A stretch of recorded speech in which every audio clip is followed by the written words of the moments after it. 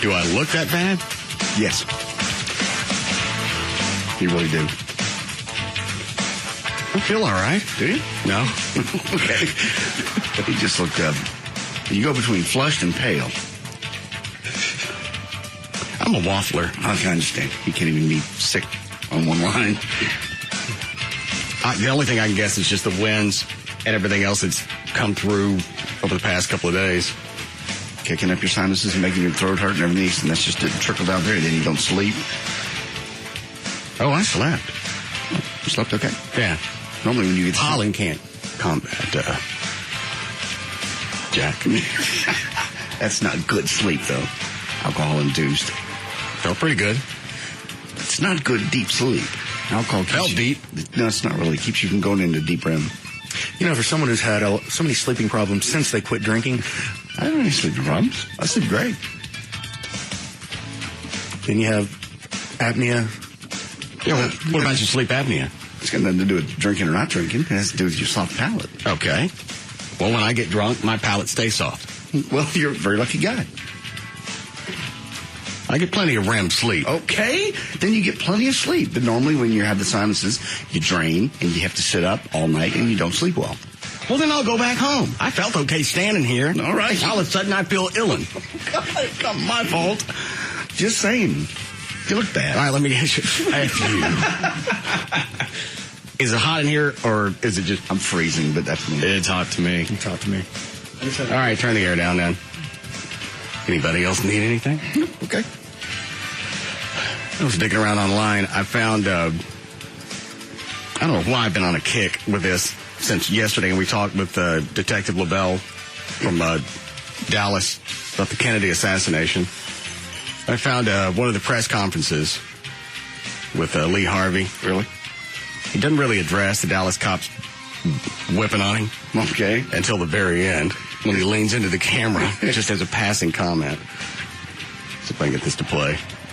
I really don't know what the situation is about. Nobody has told me anything except that I'm accused of murdering a policeman. I know nothing more than that, and I do request someone to come forward to give me a legal assistance.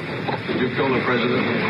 No, I've not been charged with that. In fact, nobody has said that to me yet. The first thing I heard about it was when the newspaper reporters in the hall asked me that question.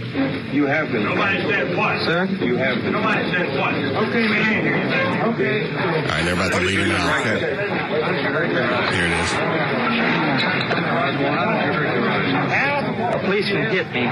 Shut up. Told you not to talk. What'd you say, boy? And you're still handcuffed to a policeman. And that wasn't exactly a soft whisper. No, he actually leaned into one of the reporters. Nobody had asked him dick at that point. Policeman hit me. You talk way too much. Interview over. Play that again. I really don't know what the situation is about. Nobody has told me anything. Right now, they're just talking to him about shooting Dallas officer Tippit. Okay. And they're working their way into the Kennedy assassination. I'm accused of Bump it up to the end. Okay. What did you do in Russia?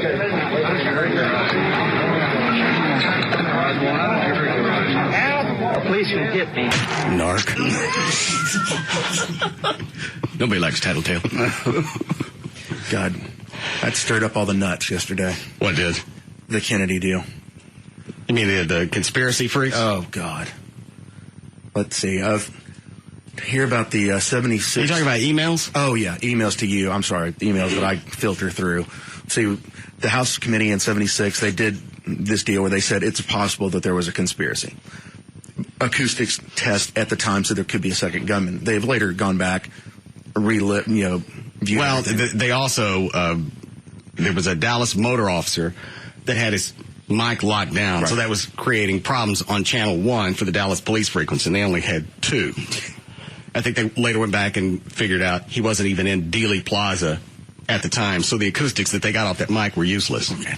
And then the Mockingbird conspiracy or effect or whatever, I forgot what it's called. I'd look that one up. The Street? No, it's a conspiracy that the CIA infiltrated the media and They had a rogue bird? to espouse what they wanted people to hear. So we're all puppets of the CIA. So like a misinformation campaign? Exactly. Okay. Let's see what else I found before the show. This is from a UK website. This came out last year. It said Oswald had no time to fire all Kennedy bullets. We've heard this one before. Well, There's no time to load it, and he was a perfect marksman. Load, unload, reload, load, unload, unload. well, and you can go with this at a couple of different angles. His military documents said that he wasn't real swift with anything that he had shot.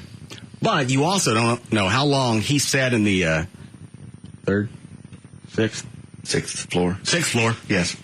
and just went through the actions over and over, knowing what the route was going to be for Kennedy to come in front of the school book depository. And then after a while, it would just be conditioning. And there are other reports that said he was actually a marksman. And they've gone back and they've had people go through with a bolt-action rifle, and you can get the shots off like he did. Well, you've also got the other experts that said no, they couldn't get them off. It said in fresh test with I believe this is an Italian weapon, Mannlicher Cocco. It's got to be it. All right. Sounds good. It's Mannlicher. That I'm Mannlicher. going to try it. Mannlicher Cocco. Okay. That's what he got shot with. Okay. His mama did not like him. Bolt-action weapon supervised by the Italian army. It was found to be impossible for even an accomplished marksman to fire the shots quickly enough. And even if he got the shots off in the time that he needed to, he didn't miss. First one was in the back of Kennedy's neck. I forget where the second one went, and the third one popped Kennedy's head open. Mm-hmm.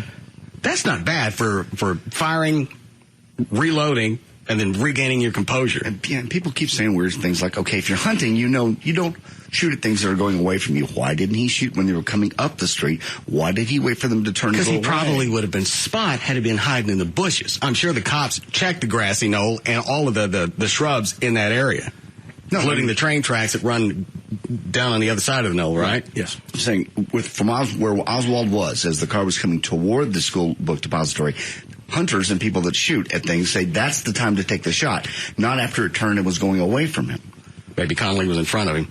Possibly it just, it's a harder shot to make. Well, and maybe he got the last one in because I think the driver slowed down to see what the hell was going on. Well, it's all this noise. It's the last time I'm taking you anywhere. It's loud in this city. Hey, you guys here? Oh, God damn. Somebody go clean that off the trunk. You, woman, get that off my trunk. It's just the way everything played out. First of all, I think Oswald was the only one. But as everything played out, it's got conspiracy painted all over it. Different ways, different things could have happened, certainly. Said that we had an email like that. Hey, Russ, do you really believe Oswald was the lone gunman, or do you think there was some type of conspiracy going on? But you're right. There's all kinds of little things that don't make sense, like the pristine bullet. How could a bullet go through people's wrists and in all over the place and still be perfect? End up on a gurney that nobody really knows how it got placed there. Now, you want to play the other side? If it was really a conspiracy theory and some foreign government, Cuba, Soviet Union, even our own government, had something to do with this, wouldn't they have given Oswald a better gun? Possibly something a little quicker. Not quite as antiquated, because I believe the rifle was from the 40s, wasn't it? Yeah, something like that. So, but that's still 20 years old for that time. If he was trained with it, and that's what he knew how to shoot. Maybe it was something easier to transport than something large and the guy that gave missile-ish. The guy that gave him a ride to work that morning, there was an article in the paper about him, and he said that him who? The guy that I just said, the guy that gave him who? Oswald. You didn't say that. The guy that gave Oswald a ride to work that morning to the school book depository. Which guy? On the 6th floor. I'll kill you. I don't care how sick you are. Said he carried a package with him that was approximately 35 inches long. Now people have come back and gone, well, that's... Roses. No! He said, yardstick. He said it was curtain rods. Okay, yeah. He said it was that's what Oswald said, it was curtain rods. No curtain rods were ever found. He didn't really have an office there to put curtains up. There's no reason for him to be carrying this package. But they say for it to be that short, the rifle had to be broken down, obviously. But he did carry a long, wrapped-up package, Oswald, to work that morning as he got a ride from a friend. Maybe he got a new office. He didn't have an office in that building. He was just a worker. Maybe he was going in to ask for one. Bringing his garden rods with him. Hey, you know where I could put these? Yeah, I sure do. Obviously, that was Oswald's code word for the rifle. Curtains. You want to hear any more from this UK report? In a further challenge to the official conclusions, the Italian team conducted 2 other tests at the former... It's the factory that made the gun. All right. I got you. Cocaco. Where the murder weapon was made in 1940. They fired bullets through 2 large pieces of meat in an attempt to simulate the assumed path of the magic bullet. In their test, the bullet was deformed, unlike the first bullet in the Kennedy assassination, which remained largely intact. The second bullet is thought to have missed its target, according to the commission. The third disintegrated when it hit Kennedy's head. The new research suggests, however, this is incompatible with the fact that Oswald was only 80 yards away in a book depository when he fired. The Italian test suggests that a bullet fired from that distance would have emerged intact from Kennedy's head, implying that the third shot must have come from a more distant location. And you know, short of the mystery, and people would just like an answer, because this thing is going to stay unraveled until somebody just walks up and goes, all right, here's everything. And we're never going to have everything, especially because Oswald got popped. Ruby died before his trial. He's gone. And I'm sure that the Dallas cops, when Oswald was shot by Ruby, they didn't make a mad dash to Parkland with Oswald. Because really, getting shot in the stomach, I wouldn't think would always be fatal. So far, everybody that got shot in this scenario died. You're right. Yeah. I mean, you always hear like a gut shot. Yeah, it's fatal if you don't seek attention because you hear about it bleeding out over the course of a certain period of time, not like an instant death. Didn't the bullet, though, like hit his spine? I don't know. Hit him in the stomach. I don't know where else it went. I still would bet the Dallas cops took a few moments to reflect on what had happened. Hey, Billy, get enough gas in this ambulance? I don't know. Check Why don't you stop at that Enco? Get one of them little tiger things to put in our tank. See if they're giving away free glasses. Hey, Jack in the Box? Where are the antenna balls? Where is it? We ain't got no antennas yet. Damn my flux capacitor. Where is that hospital? Well, which one do you want to go to? Parkland's nice. Yeah. We could park down here, wait on them to finish Baylor.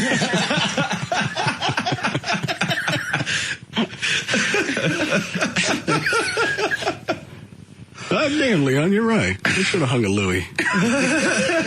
There ain't nothing here. I hate backing up.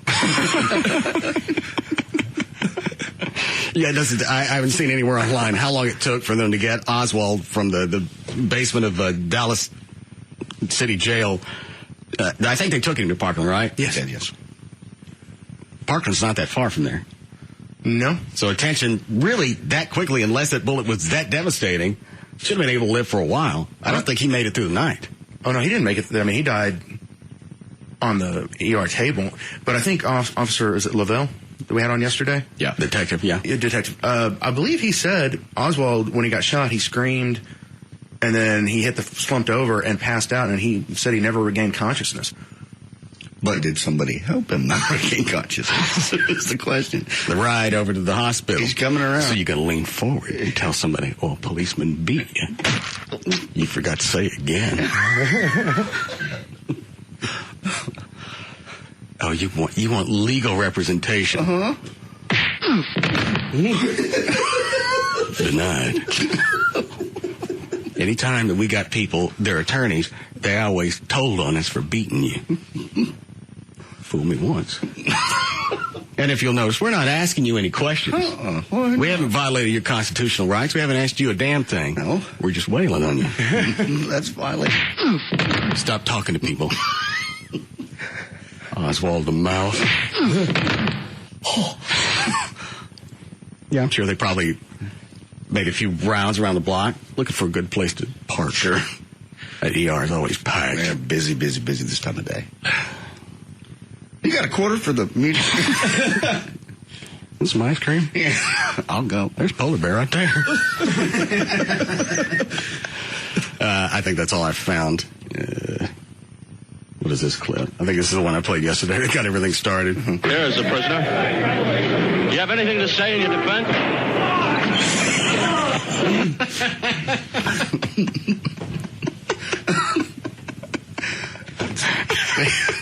Three Stooges timing.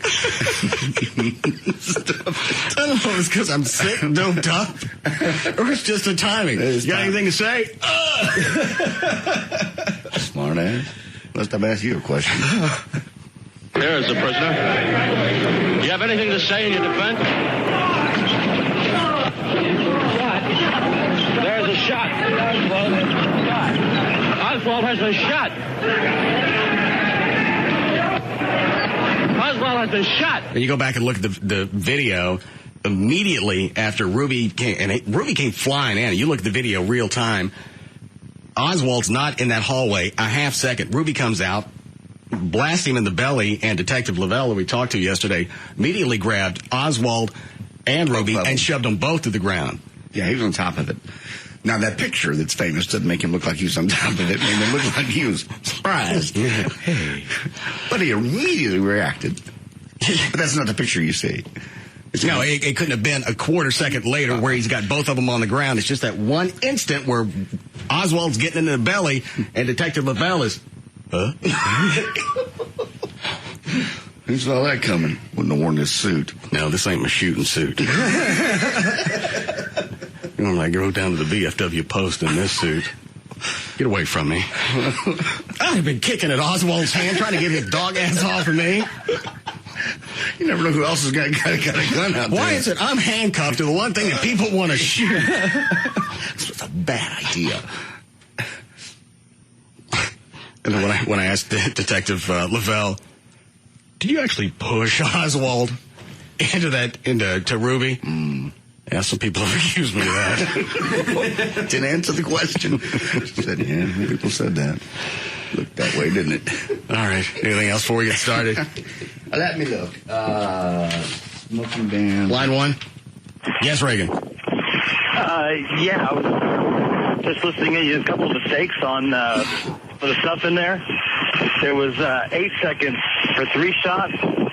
The first shot, then 4 seconds. The second shot, then 4 seconds. The third shot. It was plenty of time for the shots to get fired off. Yeah, I think the Warren report went back and said 8.3 seconds for the 3 shots. And something that was kind of struck me, I read a book by Bugliosi on it, and pointed out that Oswald was killed. Oswald would not have been killed had he not been complaining about getting a new shirt. He'd been wearing the same shirt for 3 days by the time he was shot and kept complaining about it, and that held up his transfer by about 10 minutes. If he hadn't complained about the shirt, Ruby would have gotten there too late to shoot him. I don't know what the timeline was of how long Ruby had been in the basement.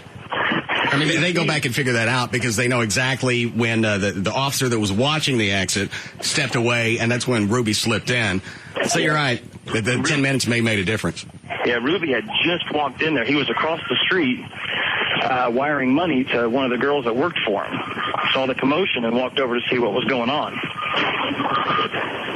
And he said it was just an impulse. He said he saw him there, and he was angry about what happened to Kennedy, and so he just did it. Yeah, and according to Detective Lavelle, he said Ruby just threw out, I heard this and I wanted to be a hero. All right, thanks. I guess I screwed that up. Well, in essence, why wouldn't he think that? You've got a president that's been assassinated. The entire country has come to a halt. Now, you're the guy that kills the assassin. Kills him. Why wouldn't you think you're going to be a hero? I think that's why Ruby also, some of the reports said he went through severe psychosis. They had to put him on suicide watches because he couldn't really figure out why he was going to be prosecuted. He's a smart guy. He ran clubs and bars and things. He knew, hey, this is somebody the cops need to talk to. Why would I kill him? They got him. He's not going anywhere. They're not going to let him loose. Why kill him? Maybe he was excitable. And again, if it was really that big of a patriot, in his mind, he's going to be a hero. I suppose. I just think, this is the cops already have him. They're not letting him loose, and they probably need to ask him a few questions before you put a bullet in his gut. I have some audio from the hockey show if you want to hear it last night. Somebody get shot? Nope. What's your segue? You just said, do we have anything before we start news? Oh, hold on. Were you going to say something, Trey? Didn't they say that Ruby had been staking out the place the night before? Somebody did, yeah. I don't know. I can't discern now what we got from Detective LaBelle yesterday and what I actually read online. Because about once a year, I'll go through one of these kicks and I'll sit online and I'll watch the Zapruder film.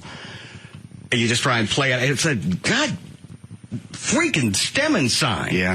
Of all places, right then, right there. All right, what am I looking for on your flash? 84. Daryl Sidor. Is it Sidor? No, we don't know. Sidor? Sidor. It's Sidor. Okay. Talking about how the game, even though they've improved it, the game's a lot faster now, which makes it hard. Do you want to hear about hockey or you want to hear about Gavin? I want to hear about Gavin. Okay. That would be cut number 82, Gavin admitting he can't skate. Why? Was Gavin on the hockey show again? Yes. Why? Because he's a hockey fan, and he's the program director, and they can't keep him off. Apparently. Gavin, what? Why? What? Why do you keep going out there? Because there's nothing wrong with me showing up to a remote, and then they said, hey, come on. So I said, okay. Who did? Luddy did, and Steven did. All right. No, I actually don't even know how to skate. You don't? That's the weird thing. There's a shocker. Yeah.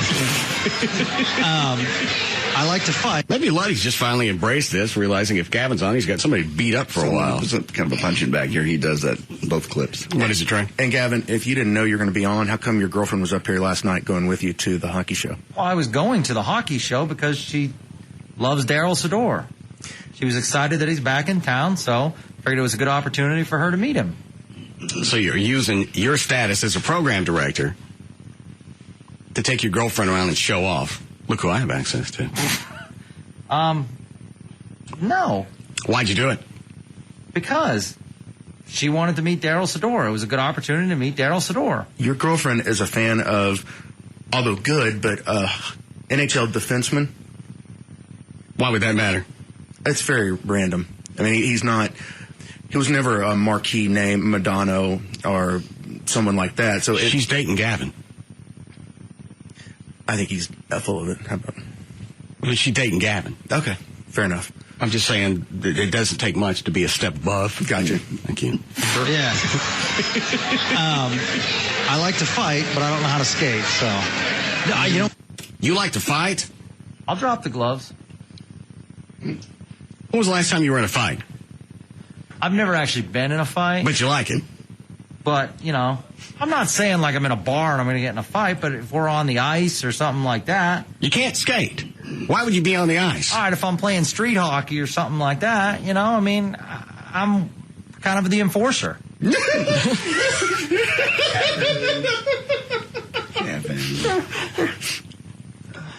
Even though you've never been in a fight. Correct. I just throw my weight around. I go out there and, I'm one of those pesky fourth line players. You stop there. Pesky. Yeah, Luddy was an enforcer. Yeah, normally you have to have an intimidating image. Schlepping around the ice, falling down is really something that comes off as threatening. More of a speed bump. Not at all. Okay. You know what? It was a big thrill. I played a charity game a couple years ago, and it was street hockey, so that's fine. But for some reason, every time I put skates, rollerblades, roller skates, I just can't do it. No coordination. Back up one cut, and Gavin wants to go somewhere with Luddy. I'll let him tell you where. 81? Mm-hmm. Bloods, you can take me down to one of the malls. We'll go skating together. See, this is what gave me the jitters when I saw him walk in tonight. Right.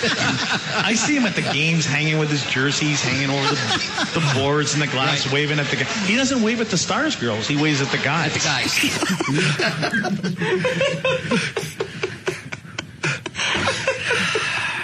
Gavin. Oh, wow. All right, Gavin, you know you're going to get this abuse from Luddy. I'll ask you this way. Why do you keep going?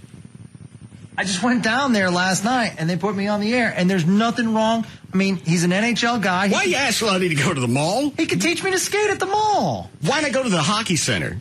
The Dr. Pepper Center in Frisco. Well, that's fine. Why are you asking to go to the mall? I don't know. Ice skating at the mall's a date. I figured we'd go to the mall and catch a movie or something. That's a date. Lud, you can take me down to one of the malls. We'll go skating together. This is what gave me the jitters when I saw him walk in tonight. Right. I see him at the games hanging with his jerseys, hanging over the boards and the glass, waving at the guys. He doesn't wave at the Stars girls. He waves at the guys. At the guys. Yeah, he waves at the guys. No, he is a fan. I mean, he's there. Hottest girls in the city, and he ain't even looking He's at them. watching the game. Who's that other voice that's ragging on you? It's Stephen Gribben, the host. Why is he on? Because he hosts the show. Why would you allow a show on the air that's going to do nothing but bash you nonstop while it's on? They don't bash me. I'm talking about me. Ready for it?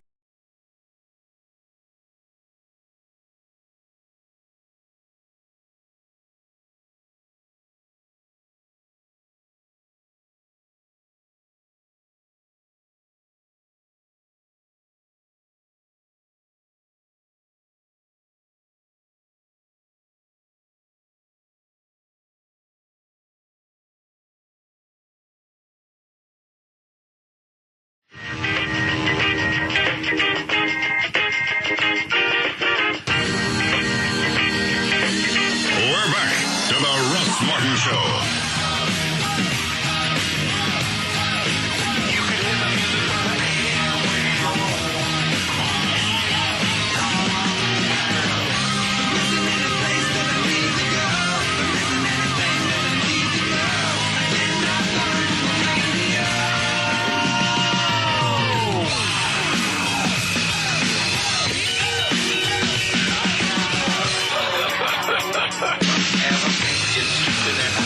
All right, Daniel, what you got? All right, this first check of traffic is brought to us by Redbox Video Rental and also by Don Davis Auto. Down in Kaufman, 175 eastbound is actually closed right before you get to 34. That's due to an accident. The backup is at 2578.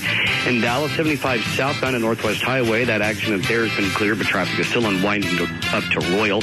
And Richardson, 75 southbound at Campbell Road. There's some road construction going on in the HOV in the left lane. Those are closed, and the backup is to the Bush. Hopefully that'll be cleared up before rush hour gets heavier. And also in Dallas, 635 westbound after Marsh, you have a disabled vehicle on the right shoulder. There's your first check of traffic. I'm Dan O'Malley on the Russ Martin Show. Thank you, Daniel. Clear and cooler, 48 for the low tonight. Only in the 50s for the weekend and the 30s for the low. That's actually, we have 57 now at Live 105.3. I'm going to guess that this press conference that they showed with Oswald, where he said, I don't know what I've been charged with. Obviously, he doesn't have an attorney yet, or even a court appointed, because they wouldn't let him talk to anybody. I don't think at that point the Miranda ruling had come out. So I don't think Miranda happened until the mid-'60s. Yeah. But you still have constitutional rights to a legal representation. And any lawyer wouldn't have let Oswald talk to anybody. Maybe it was a point where nobody wanted him yet. Nobody wanted to be appointed. I'm sick. I'm sick today. I can't be that a guy's attorney.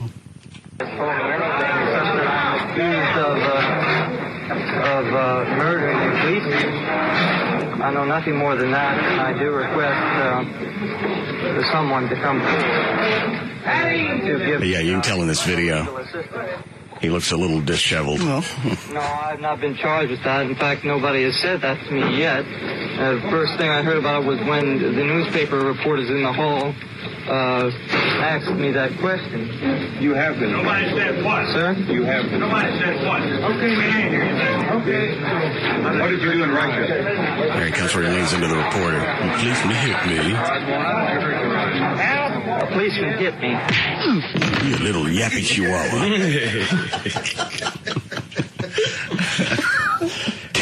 Are you really looking for some type of camaraderie? You still cuffed to a policeman. Yeah. Nobody really right now is digging your business, and you're going to lean in and try and rat one of them out. Just want to make sure Policeman hit me. He's not going to stop with you.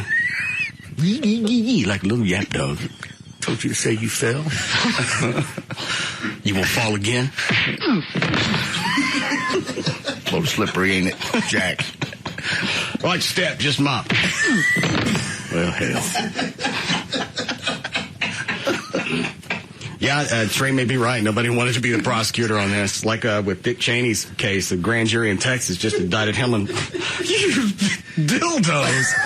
Just indicted Dick Cheney on organized crime charges. That story. Here are the two problems with that. A, it's Dick Cheney, and B, what if you're right? I like this. It says, in that same story, it says, in the latest bizarre development in the case, the lame duck prosecutor who won the indictments was a no-show in court on Wednesday. The judge ordered the Texas Rangers to go to his house and check on him and see if he's all right. Yeah, I believe Cheney's defense team said, if the prosecutor's not going to show up for part of the hearing, you guys should drop the charges. And I think immediately that's when they sent the Texas Rangers out to his house. We can go out there and check on him. Check for any fresh dirt. But Cheney, not giving a rat's ass, probably just had him shot, propped him up in a lawn chair in the backyard. With a little note. Yeah, I did it. Well, now what?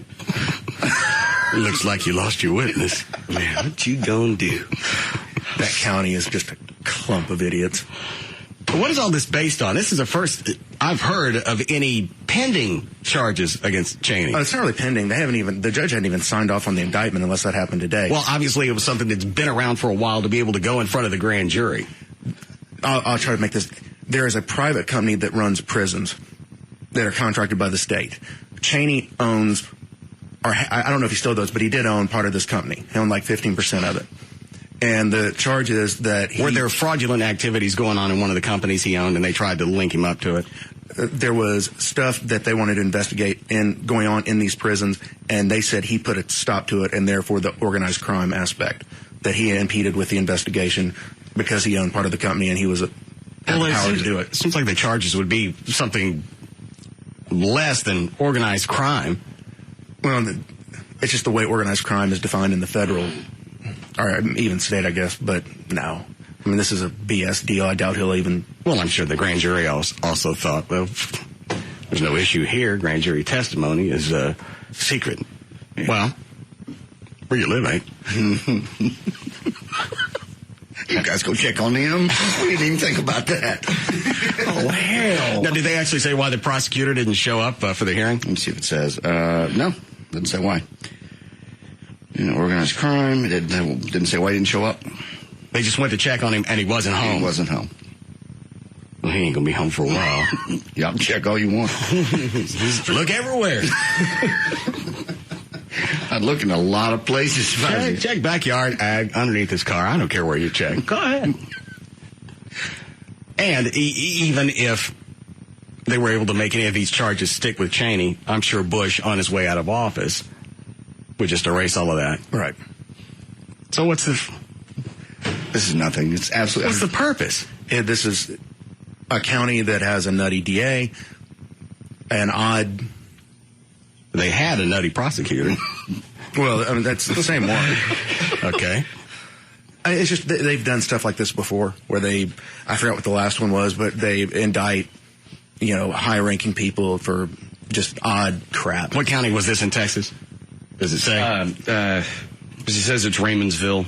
I'm just wondering if it was the same one where you had I think it was a JP out of Texas. Willacy County. That filed I think it was called a warrant at large for Stern after he made comments about Selena, if he ever came to Texas.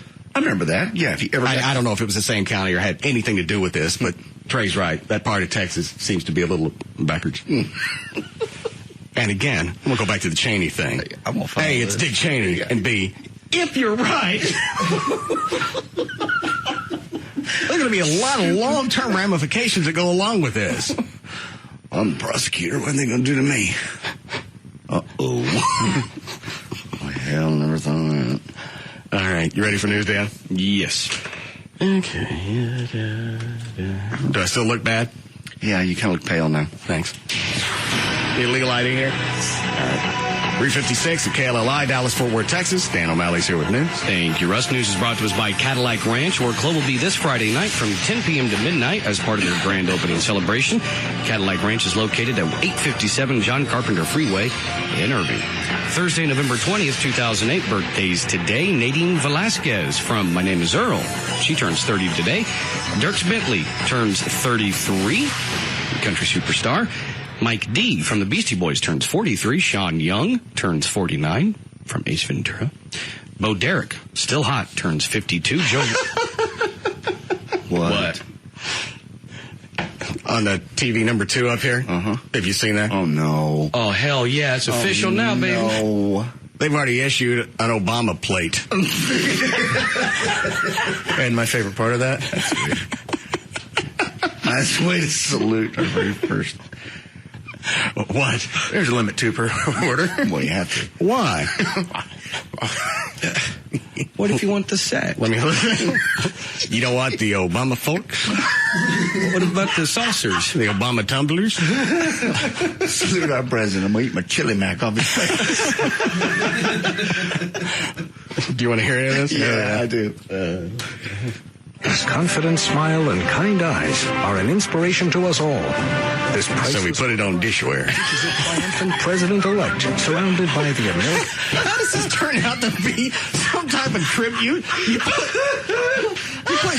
You put somebody's portrait on Melmac? You know what? I'm sorry. You're not someone until you're on a plate. I didn't even think they did that anymore. You don't do it to presidents. Every time we have dinner, when we get done eating, we know that face right there was responsible for the food we just ate.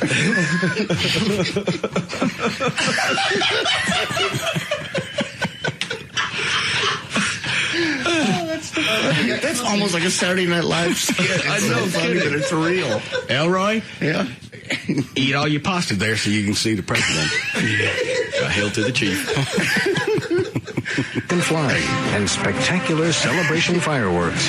Historic victory is crafted of fine porcelain and richly accented in 22-karat gold trim. It's still a the election freaking date and inscription, "Change has come," are displayed in gold text on this first issue collector's plate. The back displays the seal of the American Historic Society and documents... Is it really? Do they limit it to 2, Trey? This certificate of authenticity from the American Historic Society promises you'll own a collectible of the highest quality and integrity. It comes with a display stand for any desktop or curio case, or proudly hang it on any wall. This issue... That's in bad taste. Yes. I've never understood the tribute that there's There it is, 2 per caller. After that, the die will be destroyed forever. Due to the unprecedented demand, there is a strict limit of 2 victory plates per caller. I never thought this day would come.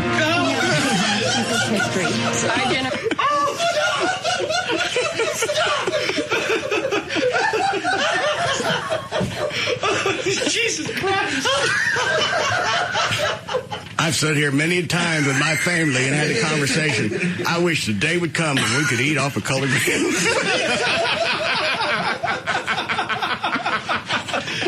Yes, we can.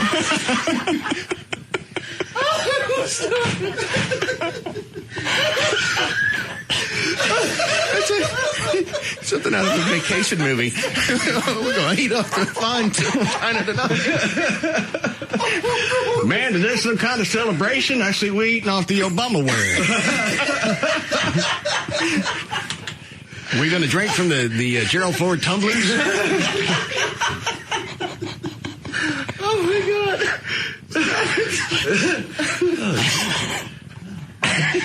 There is a strict limit of 2 victory plates per caller. I never thought this day would come.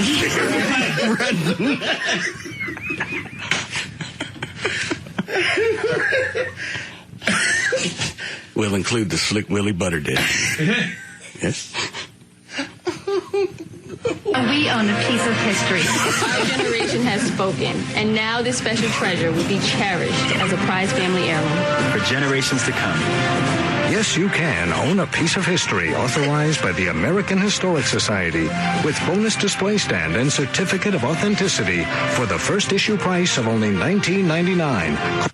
Work clock not included. That's the first time I've seen that. Me too. The Johnson plate look like.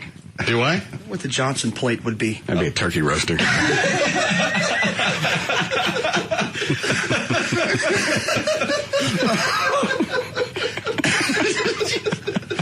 Oh my. Yeah.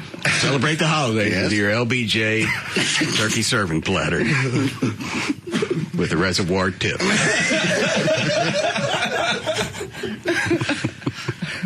All right. I'm sorry. Go ahead. Oh, I don't want to. Never thought this day would come. He sounds like when you're doing the Thank You Nebraska commercials. I never thought this day would come. Thank you, Nebraska. What a windfall year this has been. We dropped the 3 kids off in Nebraska. Got a check. Now we get to eat off Obama. Yeah. Can you imagine what if Obama sees that commercial? What? It's annoying. I'm going through all these trials, all these tribulations, all this persecution of being a black man running for president. You put me on a plate? That's an honor, sir. It's a display plate. For the most part. It won't eat off your face. You put some bad actors in there. I don't know what that means, so shut up. Go ahead, Dan. All right. Also celebrating birthdays today. Joe Walsh turned 61. Veronica Hamill turned 65. She was from Hill Street Blues. Bob Einstein turned 68, otherwise known as Super Dave. Super Dave Osborne. Dick Smothers turned 69. Richard Dawson from Family Feud turned 76. And Robert F. Kennedy's birthday is today. He passed away in 1968. I hate to get off on a tangent, but I'm on dope meds, so I don't care. Did they ever say why Richard Dawson left the Family Feud and they replaced him with Ray Combs? Because none of that made any sense. I thought he wanted more money, and they, for some reason, didn't want to give it to him. It's got to be a rough game show if you end up hanging yourself at the end of it. I don't think it had to do anything to do with the game show. He was tortured as an individual. And Ray Combs? Yeah, Ray Combs killed himself. Yeah, I don't think the show had anything to do with it. And then didn't the fat guy kill himself too? No. Louis Anderson? He's around. No, he's still alive. I thought there was somebody else who hosted it that killed themselves. What about the guy that was doing the beard trimmer commercials? Oh, from Home Improvement. Yeah. He killed himself? No, he's alive. That's too bad. Yeah, no. Probably better off dead. All right. Astronauts vowed to double-check, even triple-check, to make sure a bag of tools is properly tied down during a spacewalk so it doesn't float away like the last one did.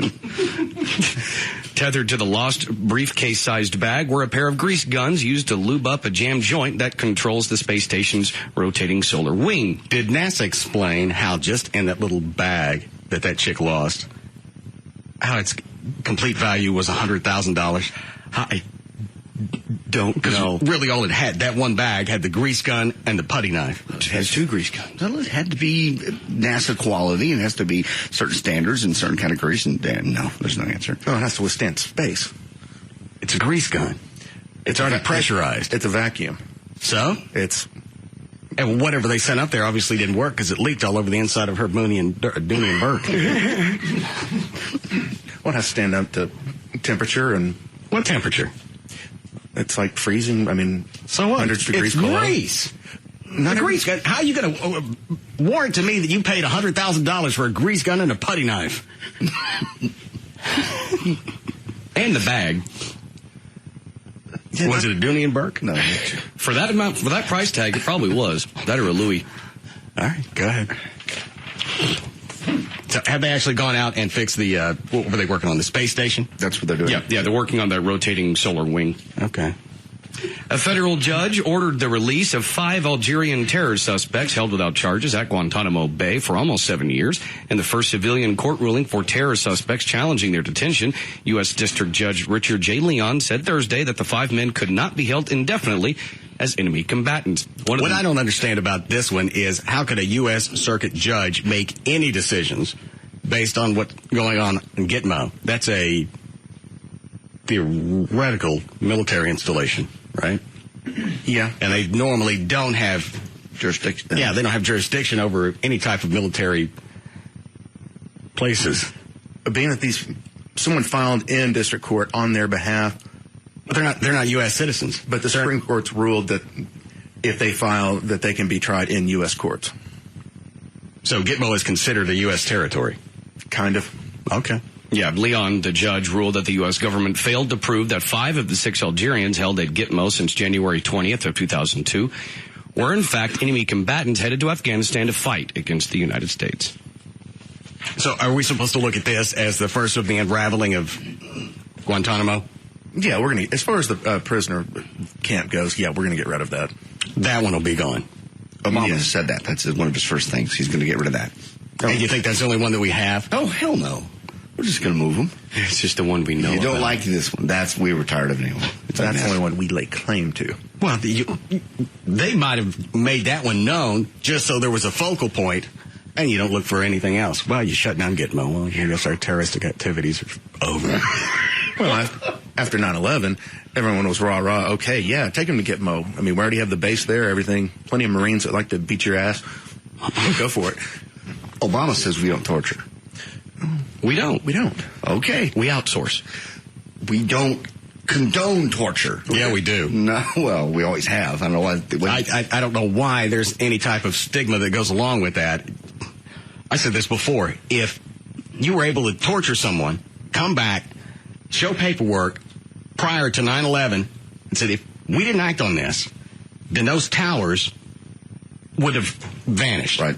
Of course you're going to go, yeah, well, you know and what? Everybody would have been for torture at that point. Yeah, a few days afterwards, absolutely. You can't play nice in a situation like this, especially when you're dealing with terrorists who really have no rules. But the sympathy groups have now come around and made, this is not America. This is not how we act. We're not doing it in America. And also, this is a military installation, and that's the way that you deal with terroristic activities, and that's what you do in time of war. We don't, though. We you don't go into war with a happy face, hoping that you're going to be able to negotiate with somebody. America does. That's what we do. We don't torture people. We don't. They just plan on losing any war on terrorism. Unless you can be as diabolical as they can, you're never going to be able to get a handle on That's this. when you see the people like Tim Robbins that come on TV and talk like that and do interviews about torture and all this thing. You want to just reach out and go strangle them and go, if you had a family member that was killed that day, I don't know you'd have the same attitude.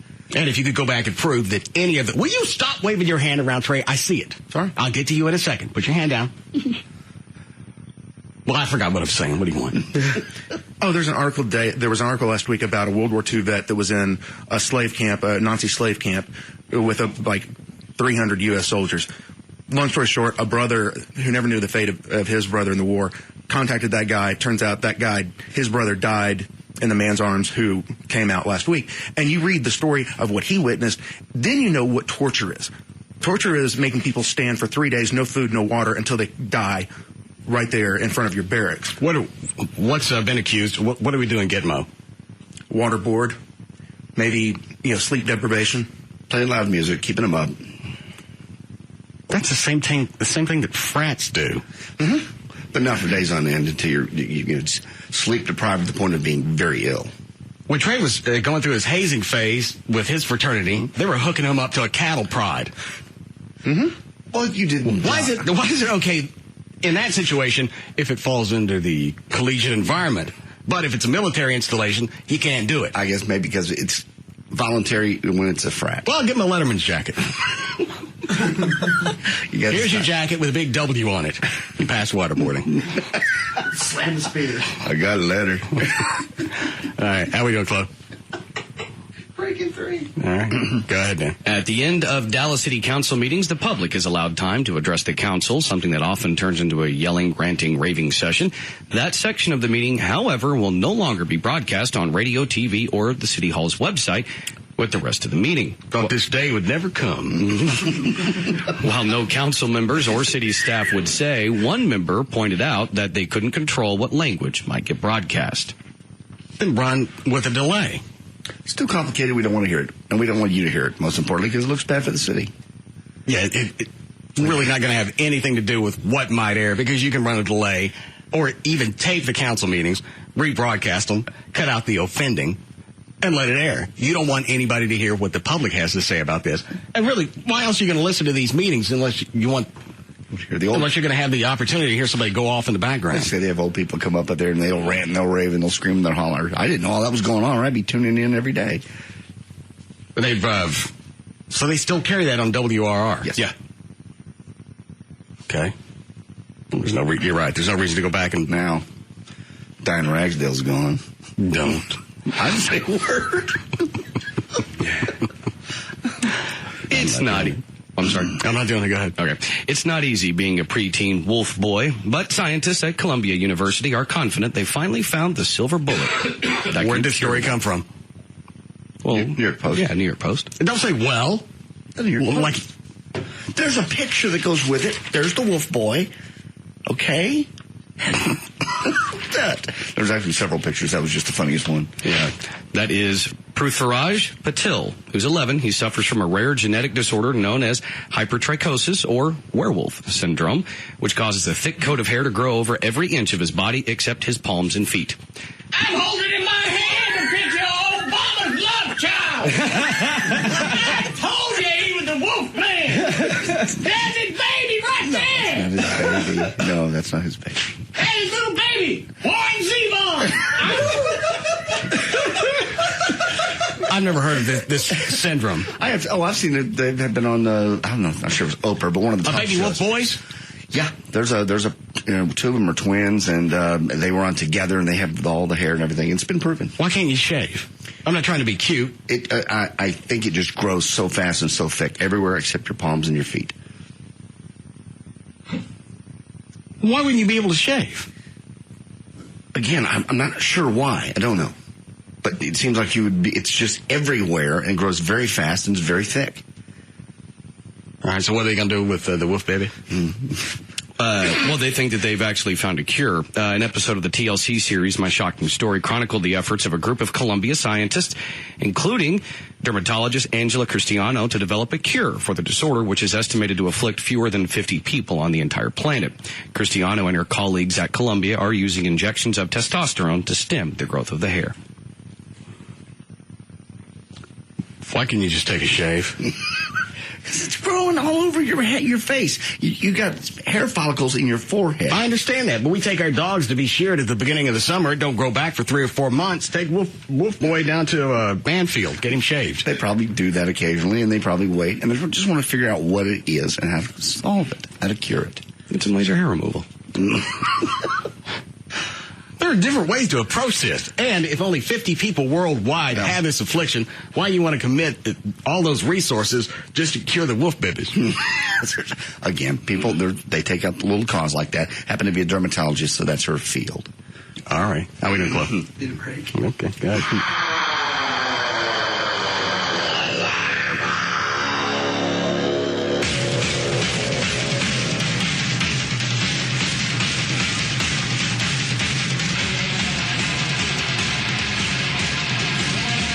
We'll be back to the Russ Martin Show.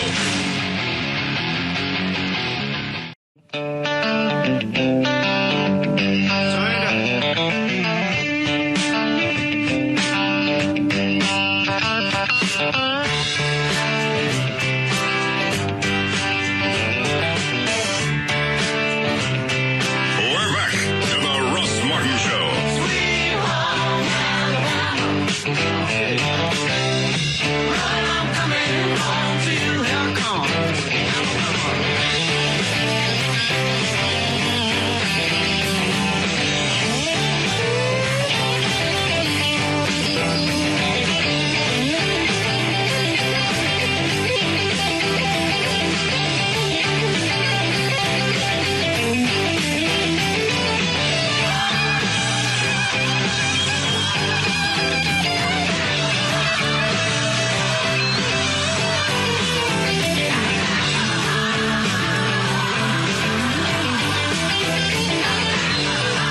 This isn't like the attacks on the World Trade Center as far as conspiracies go. That one's a hard sell. But with the Kennedy assassination, you got too many squirrely storylines that are just hard to go back and explain. Too many just strange things happened that could just be random. And the most important people in the case died. Yeah, they're all gone. A lot of them died pretty soon. Oswald got shot, died by the time he got to Parkland. Jack Ruby just went through some type of psychotic fit and died before his trial. Well, if we got to believe the detective we talked to yesterday, Ruby was just a random act. Because he said he talked to him and he believed him. He goes, you know what, I just thought I was going to be a hero. I screwed it up, I guess. And I think that's the way they portrayed him in, what was the movie? Was it just called Ruby?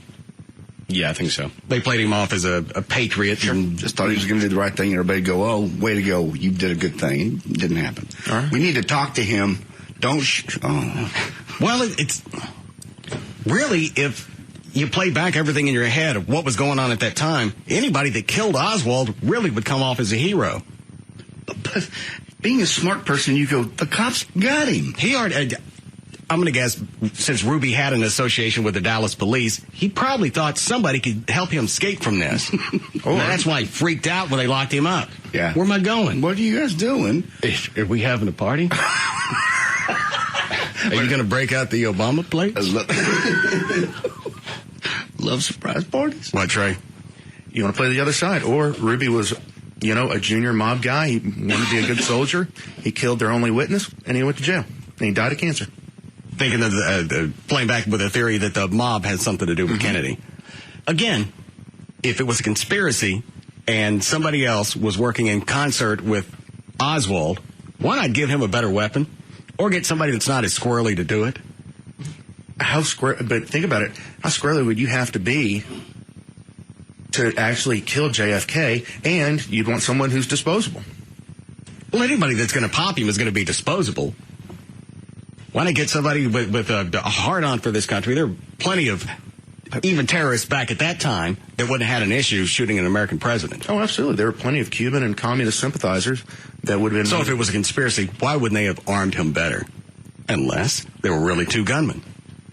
And if you look at the map of Dealey Plaza, that's another valid question. Why is it he didn't take a shot as the limo made a right onto, what was it, Houston Street? Yes. Yeah. Because now he's coming straight at the school book depository. It'd be a lot easier time to take a shot, and you would have had several chances at that point. So the conspiracy plays in there. Maybe they had to wait for him to make the left onto, was it Elm? Mm-hmm. Correct. Elm, so whatever. Elm. So whoever was on the grassy knoll could take a shot at him. Oh, who was the DA in New Orleans that JFK, Kevin Costner played in JFK? I never saw JFK. Oh, I got enough problems with the facts. I don't need to watch one of his movies. Well, you don't know what he's going to dramatize, and because there were enough facts that I don't know. Enough squirrely facts as it is. Why throw some extra factors in there and then just totally throw me into vertigo? What about it? Oh, because he tried, I think, 3 times to... bring charges on people for the JFK assassination. And he uncovered, that's one thing, he uncovered, twists and turns and this and that. And that's the biggest problem is there are so many questions. Was all of that factual, or was that just part of Oliver Stone's perception?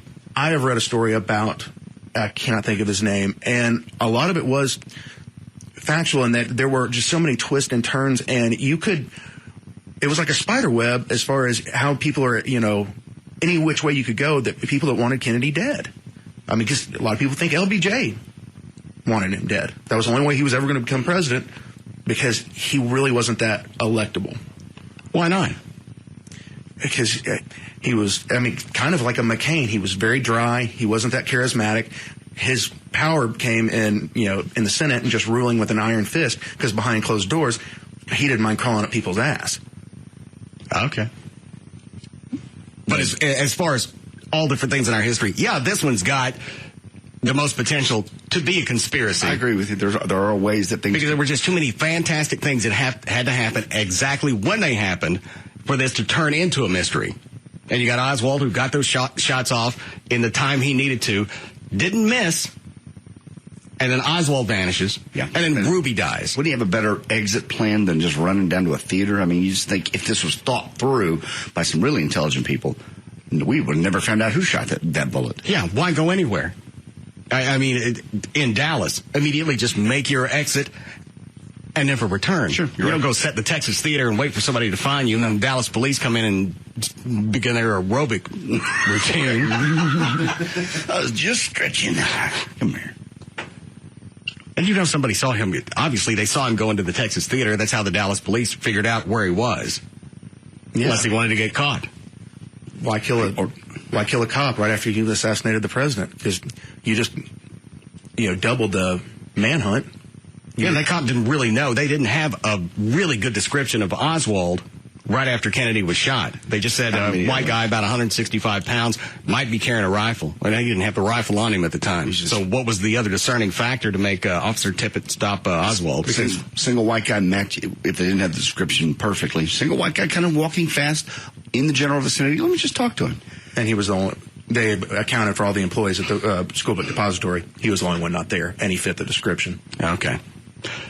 Ready to finish the news, Dan? Yes. The New Orleans DA's name was Jim Garrison, by the way. He was the one with the investigation. Yeah. Yeah. It does. Whatever you're looking at online, Dan, does it say what he uncovered? This is actually just a wiki with about JFK, the film. It said Garrison filed charges against New Orleans businessman Clay Shaw for his alleged participation in a conspiracy to assassinate the president. It was based on a book adaptation written by Jim Garrison, and yeah. And it's fictionalized. And again, that's why I've never watched the movie, because I didn't want to be confused with whatever I wasn't really sure about. We know what Oliver Stone does to movies, yes. All right. What are those Kennedy calls? Don't want to take either one? Line one's not bad. It's an interesting question. Okay. Yes, Jeremy. Hey, I wanted to ask Trey a question. I wanted to know if Lee Harvey Oswald had any gunshot residue on his hands, or if they ever tested for that. I don't know if at the time they really could test for that. Well, it was a paraffin test. Yeah, you just dump wax on their hand and it pulls out residue. I don't know, and I'm not going to ask Detective LaBelle again. He's already twisted me from yesterday. You don't ask. 2 days, 2 stupid questions. I'll wait for you tomorrow. I'd never seen anything online that said, was there any conclusion to if Oswald really shot Officer Tippit? There were no witnesses. They found Officer Tippit by his squad car, and a citizen used the police radio to call in. Sure. And they got the bullet out of him and matched it to Oswald's gun, but at that point, he's dead. So you drop it. Well, why bash on me then? I just have the old guy on. I'm sure other people will ask you. You've seen his picture for the past 40 years holding Oswald when he's getting shot in the puss. I was just concerned about Officer Tippit's family. I had some retarded boy ask me that same question. Was that your daddy? Just the dry way he did it, too. Yeah, that's what we do. Yeah. We take dead people to trial. He's pretty much handled at that point, sir. Yeah, we'll put him on the witness stand. We'll grill his ass. You got any more dumbass questions for me? Or can I go? All right, go ahead, Dan. All right. Last month, of course, the $700 billion bailout was approved, and the government bailout of Wall Street was approved in an attempt to rescue the bad economy. Here's a partial list of where that money has gone so far. I know where some of it ain't going. Mm-hmm. Where? They've decided today the 3 automakers aren't going to get anything. Really? They're going to give them a chance to go back, put a new presentation together, and come back and readdress it. But right now, they're not going to give them anything. And you know, right now, that's part of that. The reason they're not going to get it is public perception when you got the big 3 CEOs showed up in their own private jets. I've seen it. You're not really showing me, as a corporation, that you've committed to making cutbacks. If you 3 guys, like Dan said yesterday, hey, you guys want to go together? They tightened their belts. If you can't even go on the same plane and save the companies something. We live in different places. Then you fly on American Airlines. That would have been, for no other reason, as a PR move, you go first class. Just as public perception. Nothing. And you know that came into play. I'm sure they didn't think they'd ever get caught. Somebody went out to the airport and went, they're going to ask them how they got there. I don't even think that they think in those terms as far as doing something that would, like you said, JD, get us caught. No, you stand out. To them, getting on their private jet's the same as any one of us just getting on our car and going to work. Yeah, if that's the way your mode of transportation nonstop. All right, I got to go before Congress and ask for $25 billion. Warm her up. Let's go. Well, again, not thinking that somebody on the congressional committee is going to ask, how'd you get here?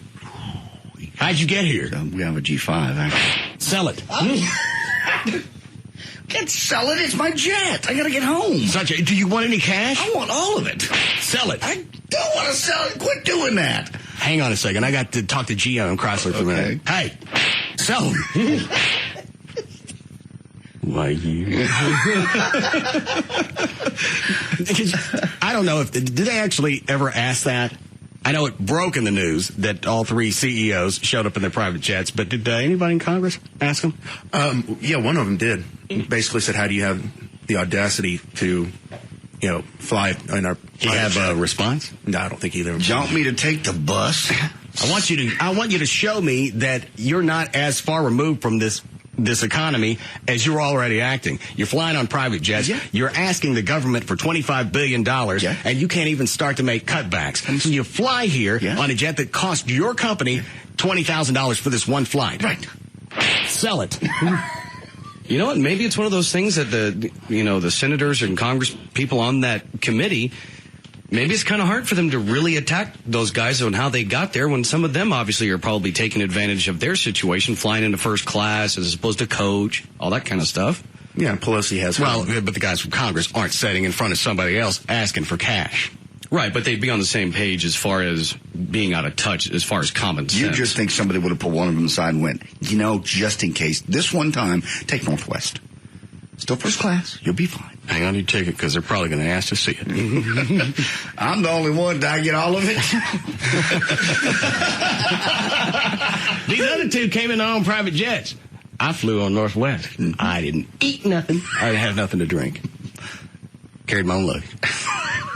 Damn, that would have been really smart. It really would have. Like you have your the president of public relations for GM comes in and tells the guy, dude, now if you took Southwest, you can make these other guys look really You take your chair, you scoot it over about 3 feet. They came in their own. Hope they're right there. Those guys. Not those two. Right there. Told them not to do it. Hey, at least Congress was smart enough because they were all for giving them the money. They went back and said, you know what? Your business model's dying. It doesn't work anymore. Show us how you're going to revamp, and we'll give you the money. Well, and we said this yesterday, maybe bankruptcy for the automakers is the way to go, because at that point, they're going to have to show what their new financial structure is going to be.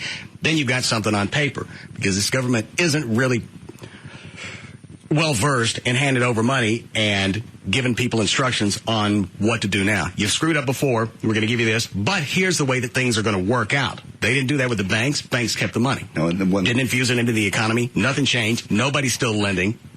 And then the automakers suffer for it. And have you heard the latest? From? The financial industry and whatnot.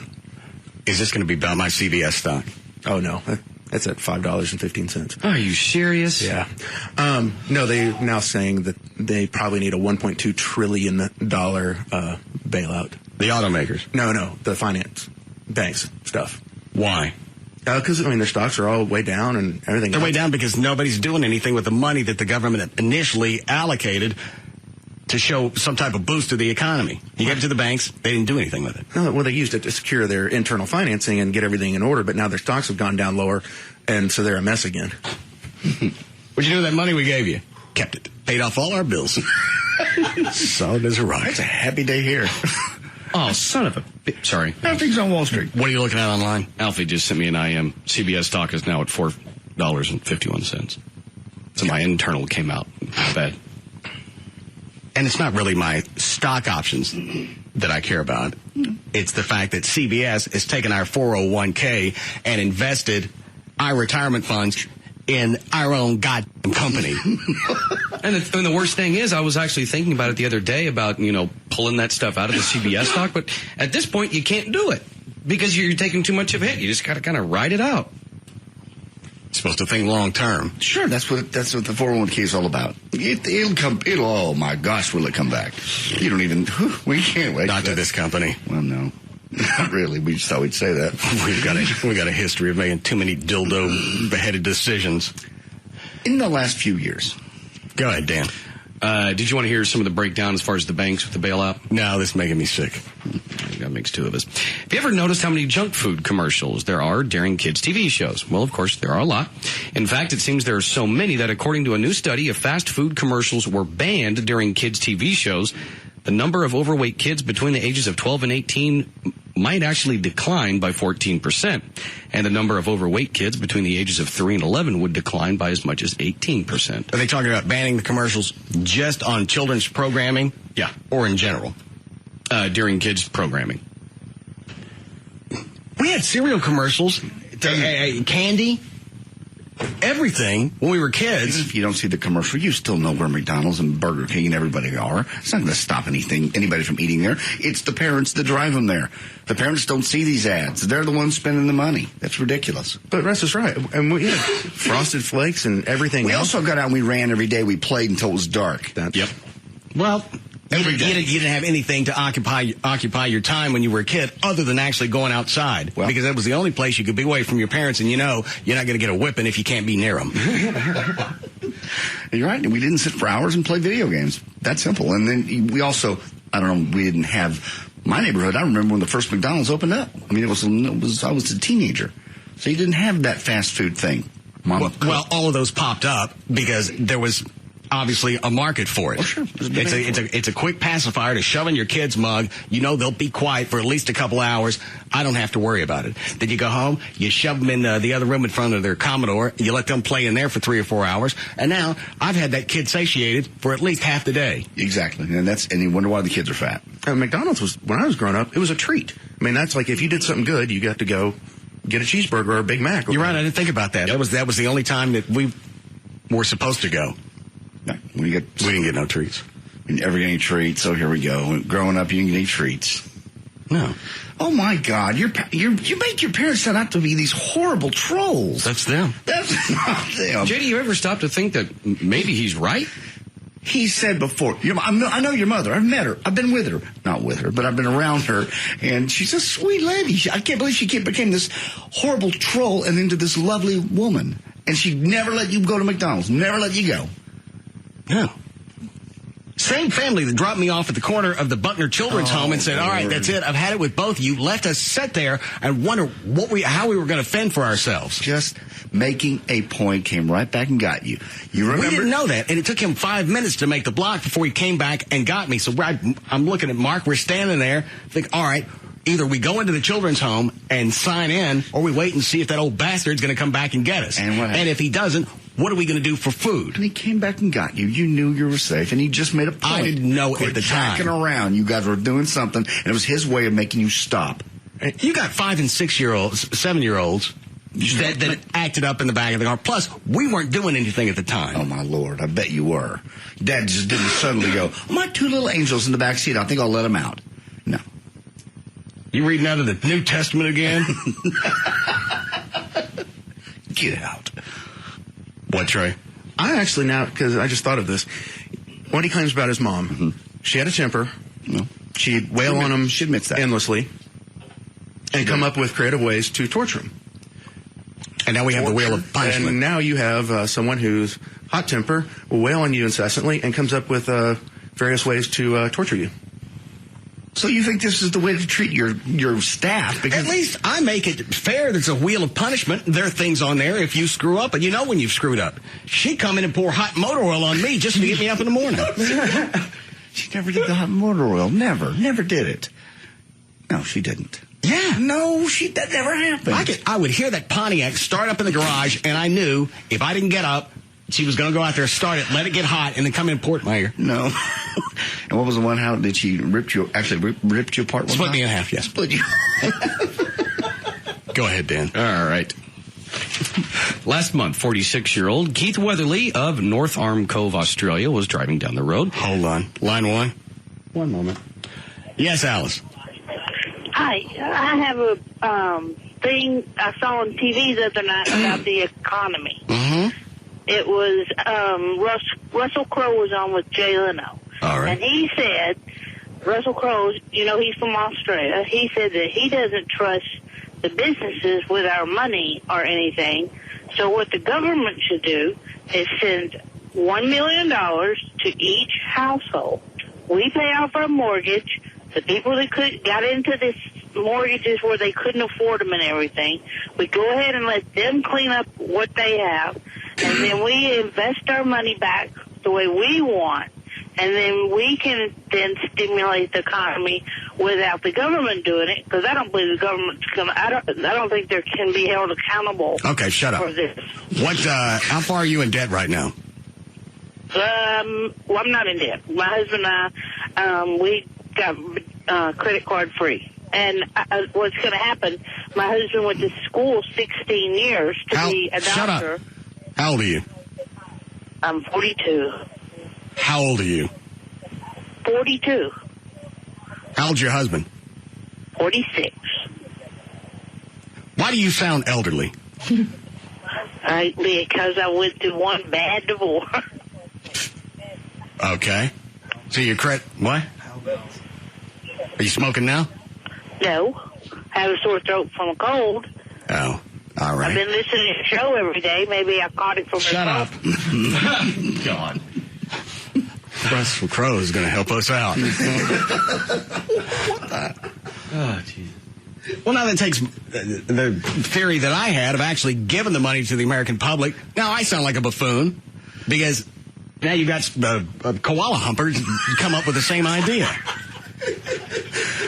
No, the government, they're going to figure this out. No, they're not. Well, they are. They're not. This economy, here's also what I don't get is gas prices have dropped. Oil now is trading right about $50 a barrel.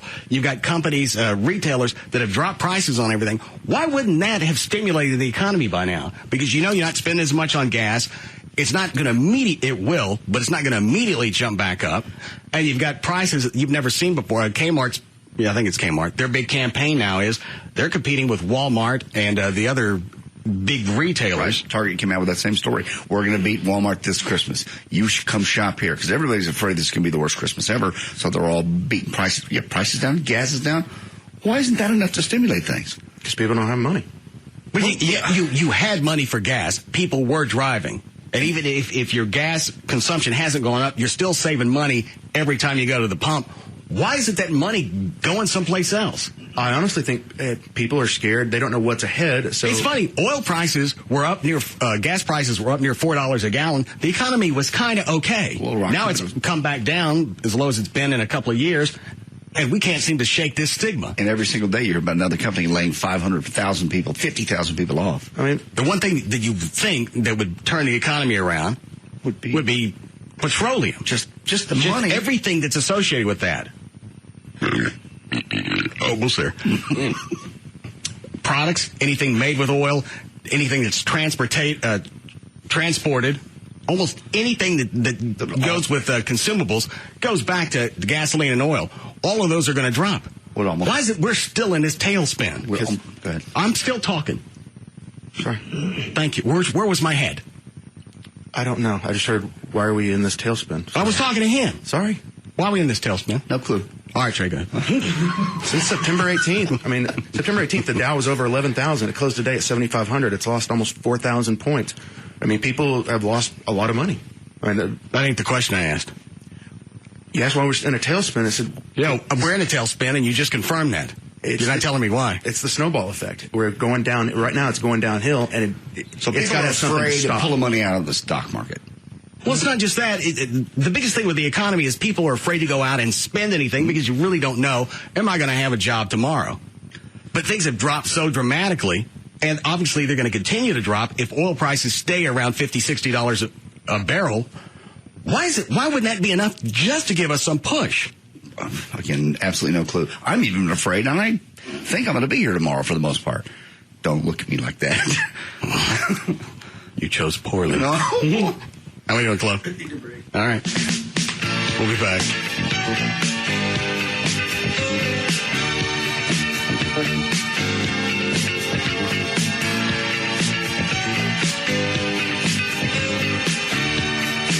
We'll be back to the Russ Martin Show.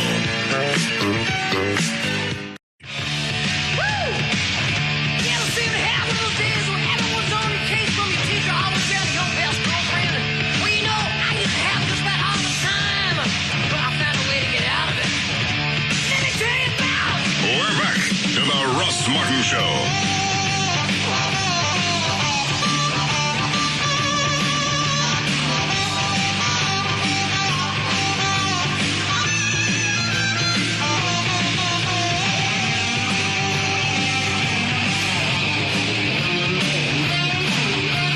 Ready, Daniel? Hey, ho. All right, what do you got? All right, this check of traffic is brought to us by Redbox Video Rental.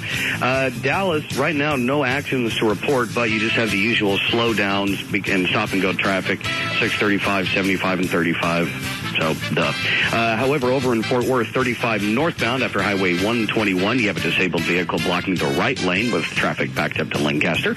And staying in Fort Worth, I-30 eastbound at Randall Mill Road, you have an accident on the right shoulder there as well. The backup is to Cook's Lane. There's your check of traffic. I'm Dan O'Malley on the Russ Martin Show. Thank you, Dan. All right, 48 for the low tonight. Still clear skies, sunny and 52 tomorrow, then into the 30s for tomorrow night. We have 57 now at Live 105.3. Did you guys pull that story of the 8-year-old that was suspected of shooting his dad and some other guy? They're going to let him loose for the holidays? No, I didn't see that at all, no. Why would they let him loose for the holidays? I don't know how he's still locked up, because it's almost like the police went out of their way to violate his constitutional rights. No parent during questioning. If I got the story right, he wasn't Mirandized. They just, no legal representation. They take him in a room and they just start asking him questions. I saw the video. That in itself probably would be enough to negate anything that he may have told them. Because at first he said he just found the bodies, and then after a while they talked. Oh no, he admitted in the questioning that he did it, but that was still done without being Mirandized, and no parent, no legal counsel. They knew that was going to come back and bastardize that case. Yeah, why would anybody do that in this day and age? Well, such a high profile case. Trey's about to tell us. Okay. All right. Tell us, college boy. They claim that they were interviewing him. Now, every attorney that I've read about that has watched it said it's fine at first, but said there's a line where he goes from just someone they're talking to a suspect, and they said they should have stopped it right there, Mirandized him, and gotten him some kind of counsel or a parent or something. But they claim they were just interviewing him. He wasn't being formally questioned. Which you have two police officers, and they're videotaping the interrogation. That sounds pretty official. Hang on, here's part of the audio. Is that okay? Yeah. We're just going to talk truth, okay? We're not going to make anything up. We're just going to be honest, okay? Even if it's bad stuff, okay? We just need to talk the truth. I ain't telling you nothing. Is that okay? Yeah. Okay. So, yesterday, you went to school. Yeah. How was that? It was good. It was good? What grade you in? Third. You're in third grade? Yeah. Wow. And who's your teacher? Mrs. Hickey. Yeah, the kid admitted he did it. They really need to do something with him, but I almost guarantee at a certain point, this testimony, this confession, they're going to absolutely wash that one out. They'd have to. Nobody was there for him. And it's so high profile. You wonder why they would do that. It's just stupid. I sometimes walk around the block, but I don't tell my mom. Okay. And so now they're just bonding with him. Friends, who's your teacher? What's your favorite cereal? Did you do it? Kill you, Daddy. Walk around like 9 or 10 times. Okay, and where did you walk? By the gun store. Well, you know the street that I was on? Right there, Jim Pruitt's Ammo Land. All the way down the right way. I get off right there. Okay. They don't have a waiting period if you're under 12. I going left like this. Okay. And then about the 10th time, I came back this way. And it was maybe hour and 30 minutes. Now I forget the part of the story. I know he said he did it. Did he say why? Not that I've heard. I just think it's scary that he said he shot his dad again because he was suffering. After the first gunshot. Uh-huh. Good kid. Did you run into anybody? Thoughtful. No. She talk to anybody? No. I just walking around. Did you see anybody outside? Yeah, I saw, Cage. He's my friend. Cage is your friend? What's his last name? Do you know? No. You don't? I don't understand how the department passed this off as just visiting. Because I think someplace in this interview, he says, I didn't do it. They stopped him and they said, I thought we were going to be honest and truthful here. We weren't going to lie to each other. You killed him, didn't you? You killed him? I didn't kill him. I just told you I didn't do it. How about a snow cone? Oh, okay, I did it. All right. Past the left turn, the house right on the right, there's a big red truck. Were you going to say something, Trey? Yeah, there's a point, like right after that, where they said, well, someone said they did see you at the house, and that's what I saw one attorney said. When they do that, when they're now trying to put words in his mouth or trick him, so that's when he should have been Mirandized and gotten some kind of, guardian. You walked around. I think after the initial arrest and you've been incarcerated, before they ask you anything else, at that point they have to explain your constitutional rights. And even if they did that, his parents, a parent or a lawyer wasn't there, so he didn't even know he had those options. And then what? There's blood all over his face, I think I touched it. You think you did touch him? What did you do when you touched him? I don't know what this part is. This entire clip's 11 minutes. I'm not going to listen to all of that. It'll be the big thing, and you're right. All of this is inadmissible. Now, can they go back though, Mirandize him, get a lawyer, and ask all these same questions again? Possibly. Well, but at that point, he's going to be hip to the fact, I didn't do it. I wasn't there. Well, you have tape of you saying, remember the other day when we were being honest? I sure don't, bitch. I got you the snow cone and the bear. I remember the snow cone and the bear, and I enjoyed both of those. But also, remember, I didn't tell you dick. Well, yeah, you kind of did. When we were I got nothing to say. I've talked to my legal counsel, and he told me to tick-tock, bitch. There'll be nothing else to come out of my mouth. Well, you did it. We got your fingerprints on the gun. Little mister. What? Little mister. Now admit it. No, sounds like you got a weak case there, bitch. And you tell this other fat bitch I ain't talking to her. We have your gang up on me. Fingerprints on the gun, and you admit doing it. I lived there. Maybe I touched that gun at one point or another. Doesn't mean I shot my daddy, and I didn't do it, bitch. Quit calling me a bitch. Okay. All right. It's much better. Now we're going to be friends again. Remember we were friends? Were you two bitches? No. No. You're the ones that try to get me in trouble. No. I got nothing to say to you or Elsie over here. I'm on TikTok. We were just trying to get you to tell the truth. Can I get another snow cone? Yeah, we give another snow cone. All right. And we have a puppy. I love puppies. Do you? Kill it. Jesus, they kill it. Like them a daddy. And some attorney. What? Some attorney's going to say, you put these words, you tricked him, you put the words in his mouth, you made him think that he had done something wrong, and so he just told the story. He really didn't do it. You said that you were walking up the street. Was that the street that you live on? Okay. And when you were walking up the street, what did you see? I saw the door open and I saw a car driving pretty fast. And I was in front of Nicole's house just 2 houses down. I just want to get to the part where they start having him change his story. Because in the beginning, I believe he said he walked in on it and they were dead. But then you're right. At some point, they push him around and go, now, wait a minute. That's not what we said before. When tape, before the tape is running. Tell us that story.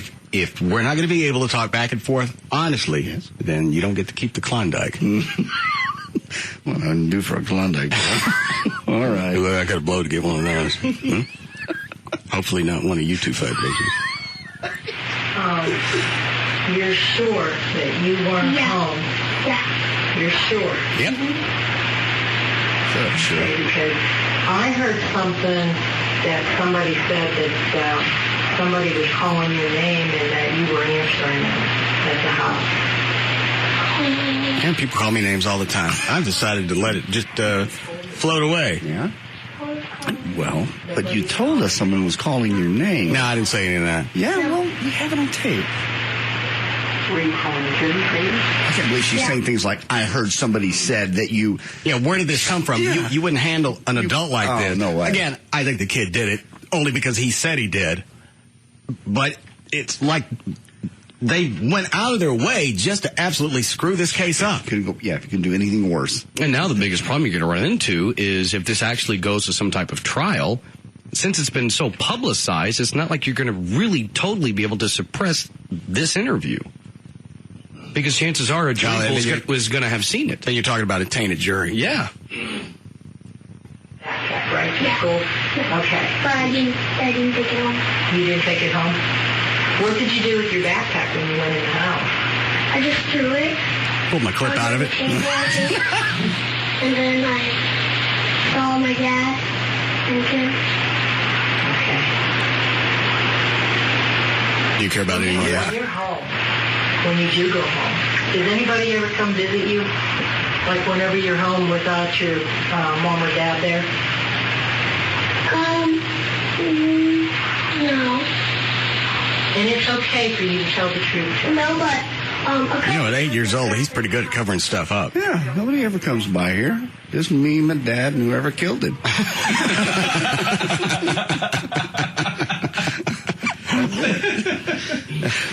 at school, I think, You should go check the house, because the guy came in, jumped on my bed, and then shot my daddy. And then I said, get out of here. And he's gone now. Oh, my shoes. Shoe.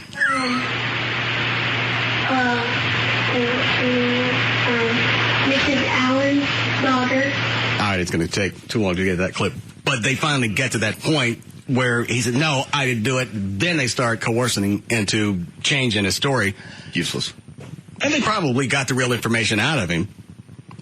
But Trey's right. You're going to have any attorney pounce on this. You know that dandy confession you got? Well, yeah, we got 12 minutes of him saying he did it. Now, we're going to do it again, and I'm going to sit here. And I've already instructed my client to TikTok, bitch. We have more snow cones. I don't like snow cones. We have puppies.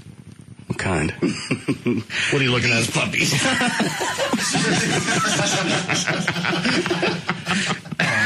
As impressive. Yes.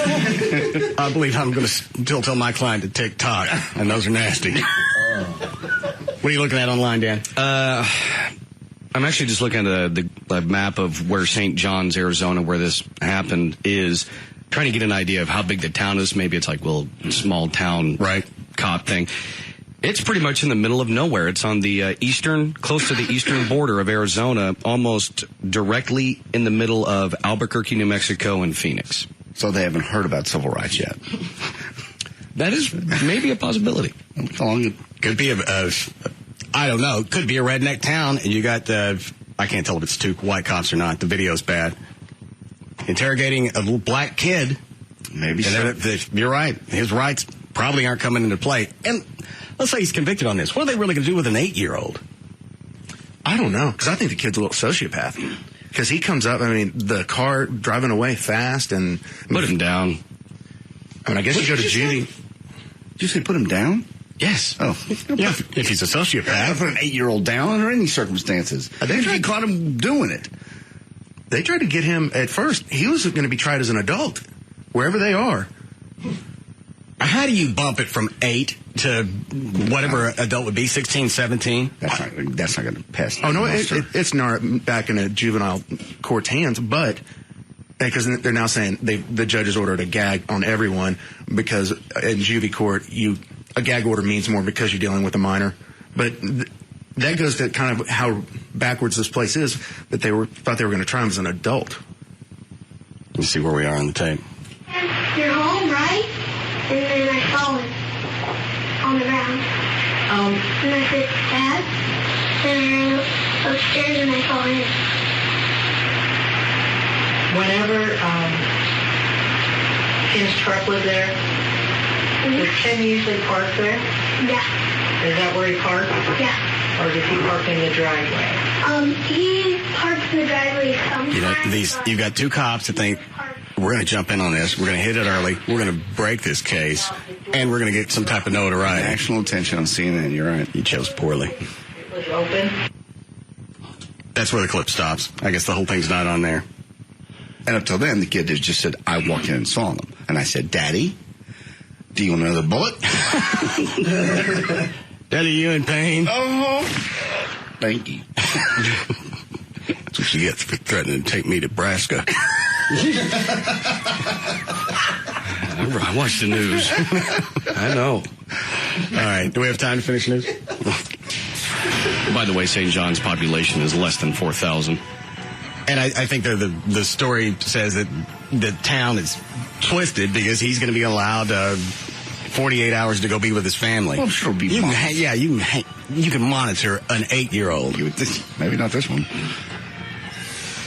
But I'm sure there's juvie lockdowns for 13-year-olds that do horrendous things. But where do you stick an 8-year-old? In a juvie lockdown. Where there's 13, 14, 15-year-olds, probably individual rooms, but it is a lockdown dorm room type of situation. You know, and why is it now that we've got to a point in society, and I really hate to sound like my dad. Here we go. to where now you gotta figure out in your head, how do we try 8-year-olds for murder? It was hard enough to discern or even get a handle on when they're 13, 14, and you've got some type of murder. Those young kids. Okay, how do you bump it up to prepubescent and figure out really what you're going to do with them? You can't really lock an 8-year-old up for the rest of his life. No, Dan's right. You don't put them down. Yes. No. Yes, you do. No, what you do is you put them in the hospital. You put them in a lockdown situation. Then they get crazier. Then they get out. Now they're older with newer and more creative ideas of how to kill people. And they're mad. When they become 16 or 18, then you bring them back in and you say, okay, doctor, has this person improved at all? Was that a temporary situation or are we past that? And you either let them go or you put them back in. I'm sorry, what was the question? This child improved to the point where we can let him go? Hell no! Or do we need to keep him locked up in an adult facility? I don't know. I've only been around him for a couple of weeks. He killed the other 2 doctors. You'd have to ask their next of. Wow. I believe we've got our answers. Thank you. Then he harvested their organs and sold them on a black market. Kid's good. All from the lockdown? He's a little entrepreneur. Sure. I understand. All right, 5-9. What are those on hold, Alfie? Line 1 is about the kid. Line 2, though, is a little peculiar. Okay. Hang up on him. Go ahead, Dan. All righty. I actually have some breaking news here. Dallas Cowboys running back Felix Jones will miss the rest of his rookie season. What happened to that cat? Well, he's been injured with a partially torn hamstring. He was supposed to be back. Well, he had missed 4 games with that hamstring injury, and then Wednesday was his first time back at practice. He hurt his toe while rehabbing from a partially torn hamstring. He's actually torn the ligament beneath his left big toe. So so he's been put on injured reserve and is done for the season. Is that a big deal for us? Yes. Yeah. Okay. What does he play? Running back. He's Marion Barber's backup. And the saga continues. Well, he ain't been on the field. But when he was on the field, and they were relieving, he's fast. He's the one he just like speedy. No. Yeah. No, yes. Just let that go. He's fast. He's everything Coach DeBerry could have dreamed of. Oh man, don't.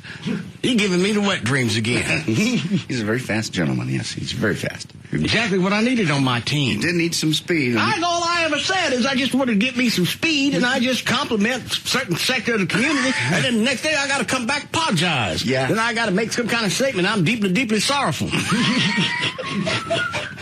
Yeah, it was just the way you said it. It didn't come off as a compliment. I meant it as a compliment. Well, it didn't come off that way, and a lot of people got very upset. We really appreciated you quit visiting it. Obviously, you don't want to win. Well, I'm just trying to help our team. What was I coaching? Air Force football. Air Force. Yes, but speed. But don't put them on the field, little bitty jets, if that's what I got to do to win. You're singling out a certain portion. I ain't singling out nobody. Yes, you did. I just said my white players was pokey. You'd like to hear the clip? I heard the clip. I was there when I said it. All right. And then you made me turn around the next day, and I got to apologize and tell a bunch of people because I made a compliment, and I'm deeply, deeply sorrowful. Let's let this one go. This is a screw job. Yeah, Felix Jones was Marion Barber. He was the change-up back. Barber big, bruising. Felix comes in lightning fast. Okay, but Pac-Man's back probably in a couple of weeks. Yes. But he's a cornerback. Yes. Yeah. Is that the same as this guy? No. All right. Well, then we still got a void. Yes. All right. But we have Marion Barber, who's really good, too. Yeah, but, I mean, if something happens to him, you have no backup, then who are they going to stick in? Tashard Choice. He's the third-string running back who's actually pretty good, but obviously he's no Felix Jones. Okay. Go ahead, then. Okay. Mortgage finance companies Fannie Mae and Freddie Mac are suspending foreclosures during the holiday season. How nice. Sure is. The two companies say they will halt foreclosure sales between November 26th and January 9th while they evaluate whether borrowers qualify for a new loan modification program. But come January 10th, what? You're out like gout. Everybody move. I'll have time to maybe reorganize over the holidays. I know. What's the point? Well, really, what's the point to foreclose over the holidays? Nothing's going to change. You're not going to be able to go back and resecure those loans. The houses are going to sit empty. They're going to start to fall apart. Let them keep the houses until you figure out how this is going to play. What you're going to do completely, yeah, I agree. Because you're right, an empty house just falls apart. And then by the time the Christmas tree comes down, so did their lives. Christmas is over, so you out. You know that tree that you admired for 2 or 3 weeks? Yeah. Go sit out on the curb with it. Fanny.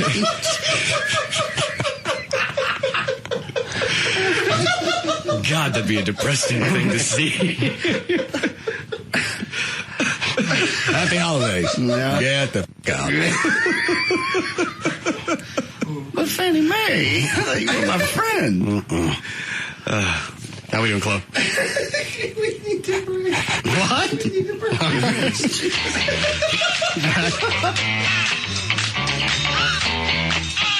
We'll be back to the Russ Martin Show.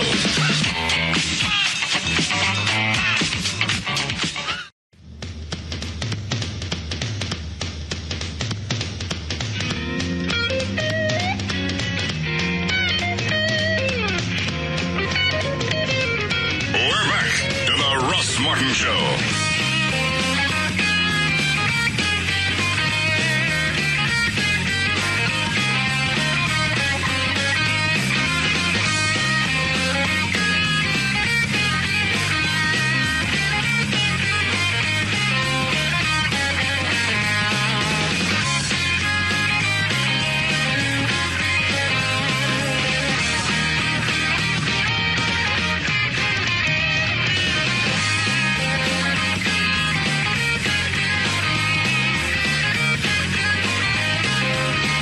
That actually happened, what, December of last year?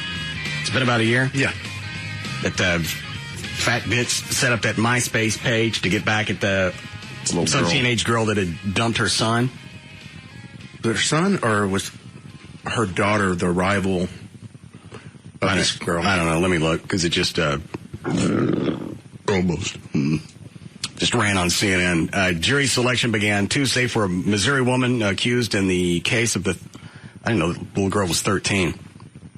In the case of the 13-year-old girl who committed suicide after she was the target of a hoax on the website myspace.com. Lori Drew, 49, of O'Fallon, Missouri, is accused of fraudulently using MySpace to pose as a teenage boy who feigned romantic interest in the girl, Megan Meyer. Meyer committed suicide after the boy spurned her, at one point telling her the world would be a better place without her, according to prosecutors. At the time of her death, Meyer's family and Drew's family were neighbors. Trying to find out what her motive was. But this is just screwed on from two different perspectives. You got a grown woman who's pissed off about something, forget what the issue is going to go and set up a MySpace page just to go back and get some type of revenge on a 13-year-old girl. The other side is, how's a family not keeping tabs on relationships that little girl was building online? You can't watch every single person they talk to on MySpace. I've said this before. Take that computer out of their bedroom, drag it out into the family room. You keep tabs on them. You walk by every once in a while. Who are you emailing? My friends. What are you doing? Well, I'm talking to my friends. Okay, well, let me look at some of the emails back and forth, just so I can make sure that somebody, a child predator, is not making contact with you. Child predators. You don't know that. You're only 13. I need to keep tabs on everything that you're doing. I want to read your emails. You don't trust me. I don't trust other people, and you're gullible. I'm not gullible. I'm smart. You don't give me any credit at all. I'm really sick of role-playing with you. Okay, I'll quit it. And mother's... some of the last words the kid said to her mother before she went upstairs and hung herself were, you're my mother, you should be on my side. You should be on my side. Which means the mother obviously maybe was confronting her about some relationship online. Saying, I don't agree with you talking to that person. The adult woman allegedly used the internet to target a young teenage girl with horrendous ramifications, said Thomas P. O'Brien, U.S. Attorney for the Central District of California. In the written statement in May, any adult who uses the internet or a social gathering website to bully or harass another person, particularly a young teenage girl, needs to realize that their actions can have serious consequences. All right. And I'm cool with that one. But I don't know how you would go back. I think they finally dropped the criminal charges or the big ones. Okay. Because I think at one point they were going to charge her with some type of homicide. Yes. The indictment does not allege that Drew sent Josh's, that's the fake boy's name, final message to Meyer telling her the world would be a better place without her in it. Instead, it blames that on her co-conspirators, who authorities have previously said included another teenage girl. Each count against Drew carries a maximum penalty of 5 years in prison upon conviction. And I think they should do something with her, but I think the parents are also culpable. They are. To allow anybody to be, especially prepubescent, to allow them to have any type of relationship with somebody that bonding. Well, why is it that hard, really, to drag their computer out of the bedroom into the family room? So at least you can walk by on occasion. Just go, hey, what are you working on? What are you doing? I'm talking to friends. Okay. And that's what she's going to say. Why is that bad parenting? It's not. It's inconvenient parenting because I'm in the house. I really don't have 5 minutes to walk by and hover and look and see. And then the second I walk away, she's minimized whoever she was talking to. The second I walk away back into the kitchen, whoop, right back up. Well, then you sit down and you go through her computer. And there's a computer at school. And there's there's okay, but most of these communications probably going to come from the house, and they know they can get away with it because they're locked up in their bedroom and there's nobody coming and going because they think there's some type of expectation of privacy. Well, I trust my child, that whole line of thinking, and she's not going to do anything stupid. 13-year-old girl, though. Yeah, Scott? Hey, yeah, you cannot trust these kids at all. I had a stepdaughter and went through the same exact thing. I ended up putting a keylogger on there that recorded every single keystroke, every username, every login, every message that was exchanged. And this girl never trusted me, or she was always angry that I didn't trust her. And I couldn't really do anything about it without the proof. And then once I put that software on there, I had all the proof I needed. I mean, she had her mother duped. And you just wouldn't believe the amount of stuff that I dug up. What'd you dig up? There was stuff dating back 6 months previous, man, where she was supposedly at a friend's house and supposedly at the movies or something, and come to find out she was at somebody else's house making out with boys. I mean, the girl's only 15 years old. All kinds of explicit material being exchanged back and forth. I mean, just... This is your stepdaughter. Why didn't her own biological mother care about any of this? She had her mother duped. Her mother didn't know anything about computers. And she's always hounded me to use my computer. And I said, here's the deal. You can use my computer, but you will have absolutely no privacy. I'll know everything you do, everything you go, everything you say. And she apparently didn't believe me. But at least you gave her the heads up so that there was no expectation of privacy, because you said, here's what's going to happen. You do anything on this, I'm going to have access to it.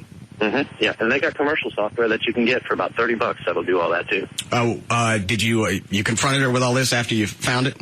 Oh yeah, 3 times. We're no longer married. What did the kids say when you asked her about it?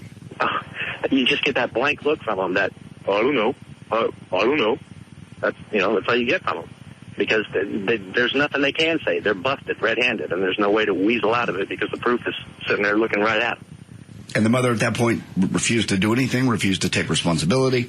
I guess just didn't want to face the facts that her daughter was really somebody else when she was... Why would there be some air of appreciation that, as a stepfather, you'd really have to take that much interest in your child's life? You did. Found out something that the real mother needed to know. Why would there be a thank you floating someplace? It's part of the reason why we ain't married anymore, brother. Okay.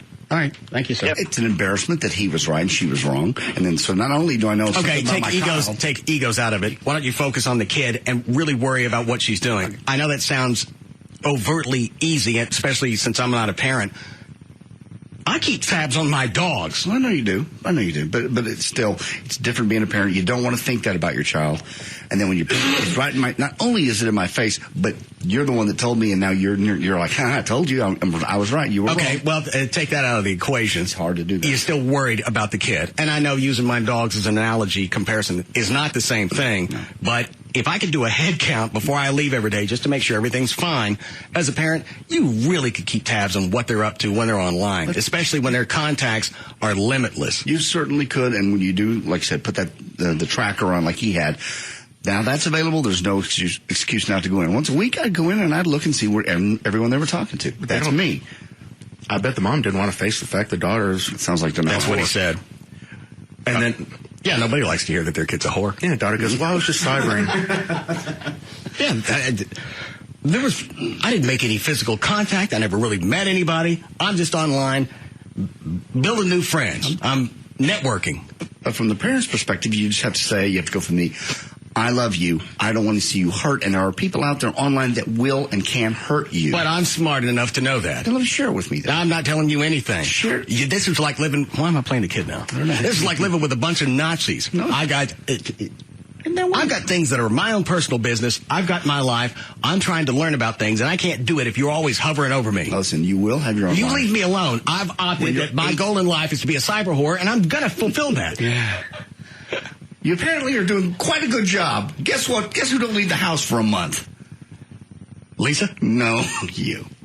Why? Because you're a cyber whore. I'm a cyber whore. Well, you're not leaving. We're going to watch you.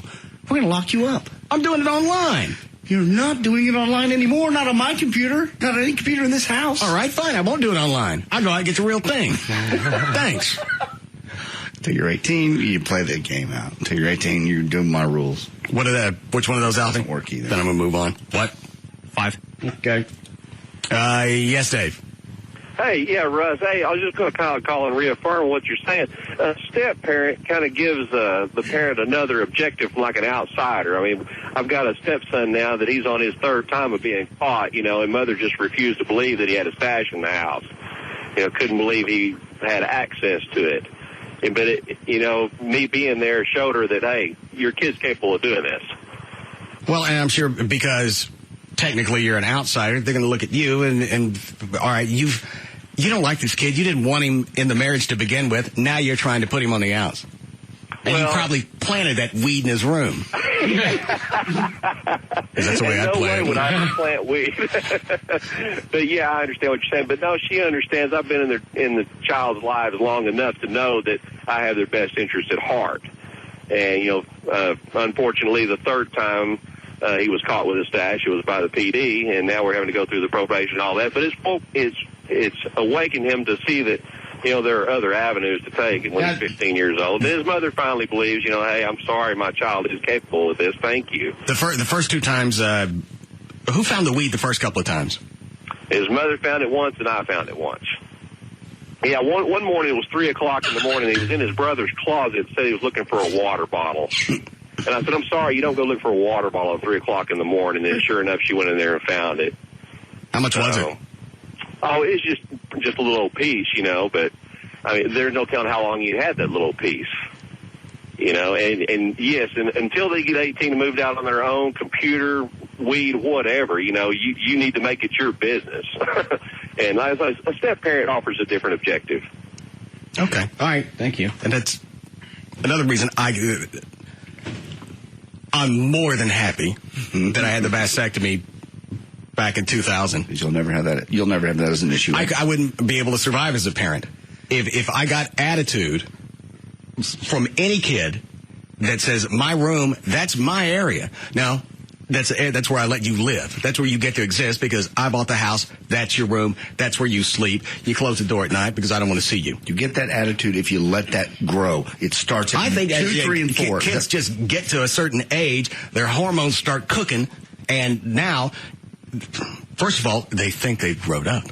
And their hormones is flaming. Some do. And they figure, I got to go get these satiated. And then they start copping an attitude. You don't trust me. You don't know me. How am I going to ever be trustworthy if you never trust me? Exactly. If I check up on you from time to time and I don't find anything, probably you're trustworthy. But if I just assume it, I'm a fool. No, you're absolutely correct. Some do press. I never had the problem with Jeffrey at all. Never had any kind of you just hover over me. You wonder what I'm doing all the time, even though I had the same relationship with him as I did his brother. His brother, on the other hand, wanted to push and wanted to be secretive, wanted to go out with his friends, and wanted to not be where he said he was, and I busted him every time. One time, this is the best one. Do I know this one? No, I don't think you do. All right. His cell phone, he accidentally called my son. You got 2 of them. Christopher. All right. Which one was that one? The useless one? No, they're both wonderful kids. Neither one are useless. Well, this sounds like it's going to be a useless story. This is a funny story. Okay. Look at how he busted himself. Christopher's out with his friends, and accidentally he pushes the button to call my cell phone. All right. Okay. So I know, and they're coming home to get something. It doesn't matter what it was. And I hear the song in the background. It's Mambo number 5. Watch this. I'm going to go ahead and talk that big fat-headed thing that I live with. I'm going to get some money. I'm going to steal a couple of wine coolers and get a beaver hunt. Who wants a chunky?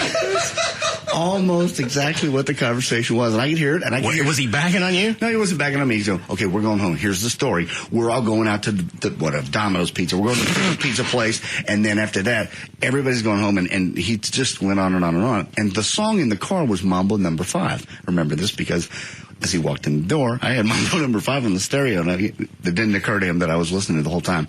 I said, so where are you going? He goes, we're going over to Jimmy's house. So you're not going to the pizza place to meet those girls?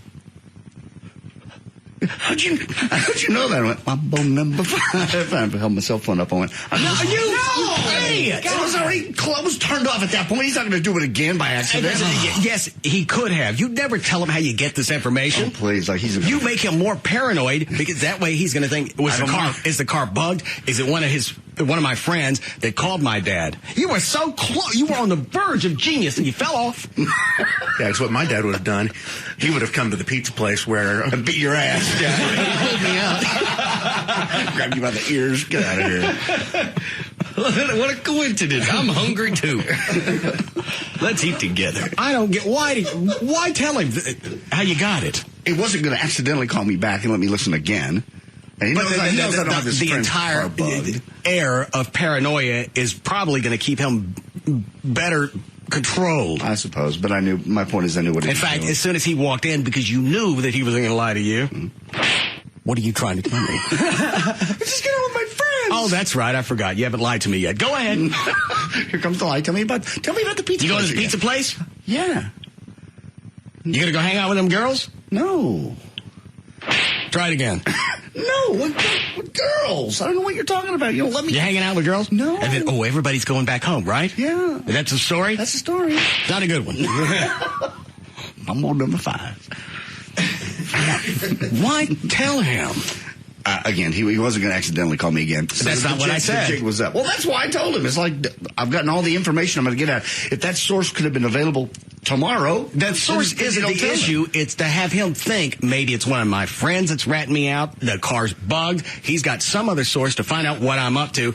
I better tighten my ass up. He wouldn't have done it anyway. That was his hit the wall phase. What, Trey? It's so easy to, I always call it butt dialing, but you put your phone in your back pocket. I mean, if you didn't tell him that, there's a good chance he would have called you again. Maybe, I suppose. But yeah, he probably locked me out. Never called it. Because you told him. Yeah. Because I'm honest with my children. You don't have to be honest with your children. This isn't a game of fairness. You're not there to be their podna. I certainly was not his podna. It's to keep tabs on them, make sure that they're not doing something they're not supposed to, and instill a extensive sense of paranoia. Well, he straightened up shortly after that. He got better. He just went through about 6 months of just kind of going off on his own. I don't know why you gave him the option to even come in and lie to you. What do you mean?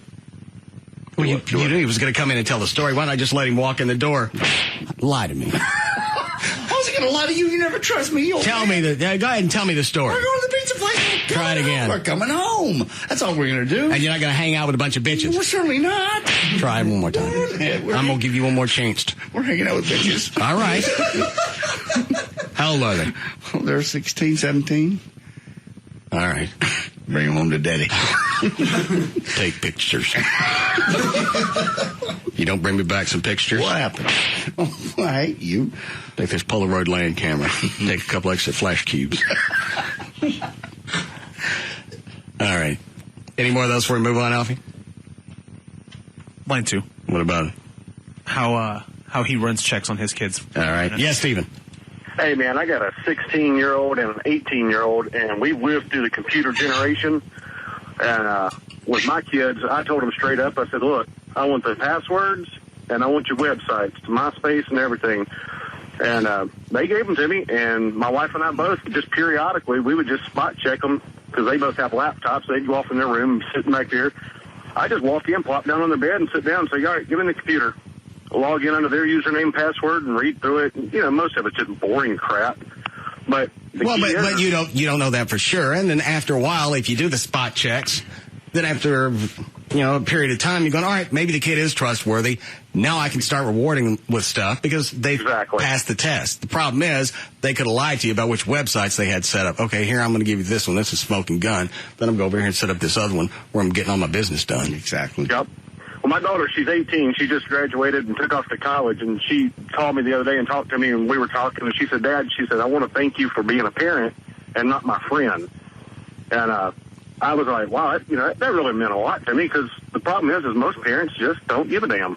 Well, and not a lot of kids finally get to the point that early on where they realize the parent wasn't there just to be a dick. I was there to be a parent, so you could have a chance at not being a cyber whore. Exactly. Being a dick is just an extra benefit. Jesus. I still can't get a handle on the concept of parents who will say, I can't go do that. I'm not going to go through their diary. I'm not going to go through their emails. That shows absolutely no sense of trust. You're not supposed to trust them. You're there as a guardian and a guide to make sure that they don't get into something. And the only way to know what they're doing is to see what path they've chosen. And if they've chosen poorly, then you put them down. And that takes time, and a lot of parents don't want that. They want to be able to stand back and go, I'm being a good parent by letting them grow.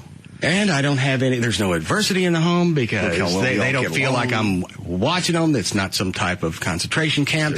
Everybody communicates back and forth. Perfect. They want to be a cyber whore, go get it. Well, I'm letting them grow and learn the hard way. And if you're a parent who's not computer savvy, even more of a reason to take the computer out of the bedroom, stick it in the family room, just walk by occasionally, plop down. What are you doing? My kids have never had a computer in the room, ever. Any more of those, Alfie? Line one's back to JD's spying on his kid. Okay. Yes, Martin. Yeah, this is Martin. One thing I did with my daughter when I first gave her her truck to drive after she turned 16, I gave her my old pickup. And I told her I'd install the camera on there so I'll know everywhere she went. And I got disguised as a baseball bat hanging out her window. I didn't find out till she was 30 that she actually believed it. And she said that's why she'd always go park it somewhere, ride with somebody else. And so she sort of had me there because she knew the camera was in there, or thought it was, so she's smart enough to go park it somewhere and ride with somebody else, so it saved mileage on my truck. But as far as the computer went, I had a series of mirrors in the hallway, and I could sit in the recliner, watch TV, and look down the hall at the mirror. Oh, man, that's some sick.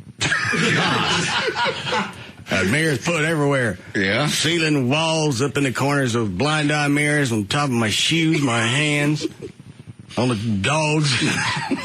Keep tabs of everything that's going on in that house. Series of mirrors bouncing back and forth. Oh, looking at everybody. Mister, you're scary. Yeah, I had you went too far. I did have the X10 cameras put up around my apartment, and wireless cameras. The wireless cameras, yeah, put up around the apartment. Only one of them recorded, but he didn't know that. So he thought their cameras were everywhere. As with the technology now, would you go back and put a GPS tracker on his car? Absolutely. No doubt. If I could do it, I would. Did you stick a webcam in his bedroom? No. No, that's no. Why? I'm not going to watch him in his bedroom personally if he's not. What are you worried about catching? You never know. He's a teenage boy. God knows. I'm not going to watch him in his bedroom or the bathroom. That's sick. Well, not the bathroom. Or the bedroom either. You get dressed in there. I don't want to see anything like that. That's sick. You can tell when he's putting his clothes on. You shy away from it. But for the rest of the time, you keep tabs on him. I'm not going to watch him in his bedroom. If he doesn't have a computer in there, I don't care. I did go through his room on a regular basis. That's when I found the wine coolers. But you feel like it's an invasion if you put a webcam in there. Yeah. I think that's too much. Why? I'm not going to watch him in his bedroom. That is a private area when you close your door if you want to play with yourself or do whatever you're going to do. That's just a place I don't need to see. He didn't have a computer in there. Didn't even have a TV in there. All he had was a stereo and a bed. Doesn't make any sense. I want to watch my kid dress and undress and... You don't have to... No, I'm not... Are you messing with Yeah, but I'm not going to watch him. No, I don't want to see him in his bedroom. No. Period. That's his private space. And obviously, if you think he's in there playing with himself, you want to cut that short because that's a sin. Oh, my God. Are you out of your mind? Hey! What? You want to be Stevie Wonder? Oh, my God. Quit it with that. I'm not messing with you. Stop it. I'm so embarrassed. Hey, what are you looking at? Scoot over on the bed. How are we doing? You need a break. Break? Oh, my God. Tear that paper towel in half.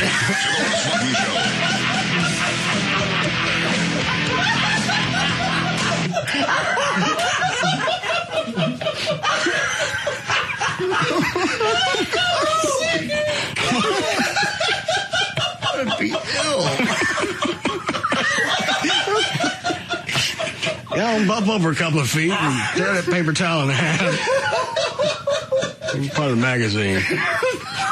Dad, can we just go play catch? We can fix it, too.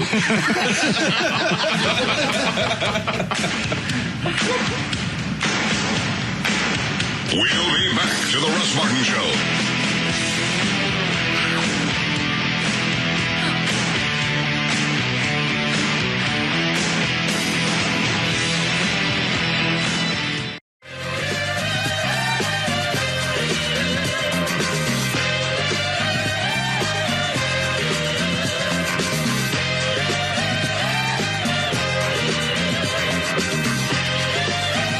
We're back to the Russ Martin Show.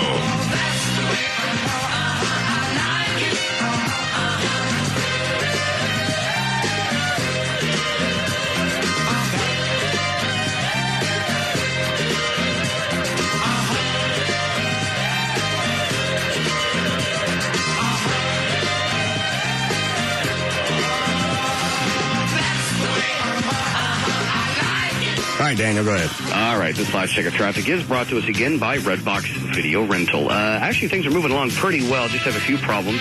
In Richardson, 75 northbound, at Spring Valley, you have an accident on the service road, but that's starting to back things up onto the highway. Up in Plano, on the Bush Turnpike eastbound, right before you get to Coit Road, there's an accident blocking the left lane. The backup goes all the way to the tollway. And if you're in Rockwall and you're on I-30 going west, make sure you look for the pretty flames and break out your marshmallows. There's a vehicle on fire at Ridge Road, I-30 westbound at Rockwall. There's your last check of traffic. I'm Dan O'Malley on the Russ Martin Show. Thanks, Dan. All right, clear all the way through pretty much Sunday, actually. 48 for the low tonight and 52 tomorrow, then tomorrow night into the 30s. We have 53 now at Live 105.3. Alfie, is that a kid on line 4? I think he's about 18 or 19 right now. All right. Yes, Chris. Hey, when I was a kid, I'm a little older than a kid now, but I had this girlfriend who told me exactly how to get out of this crap.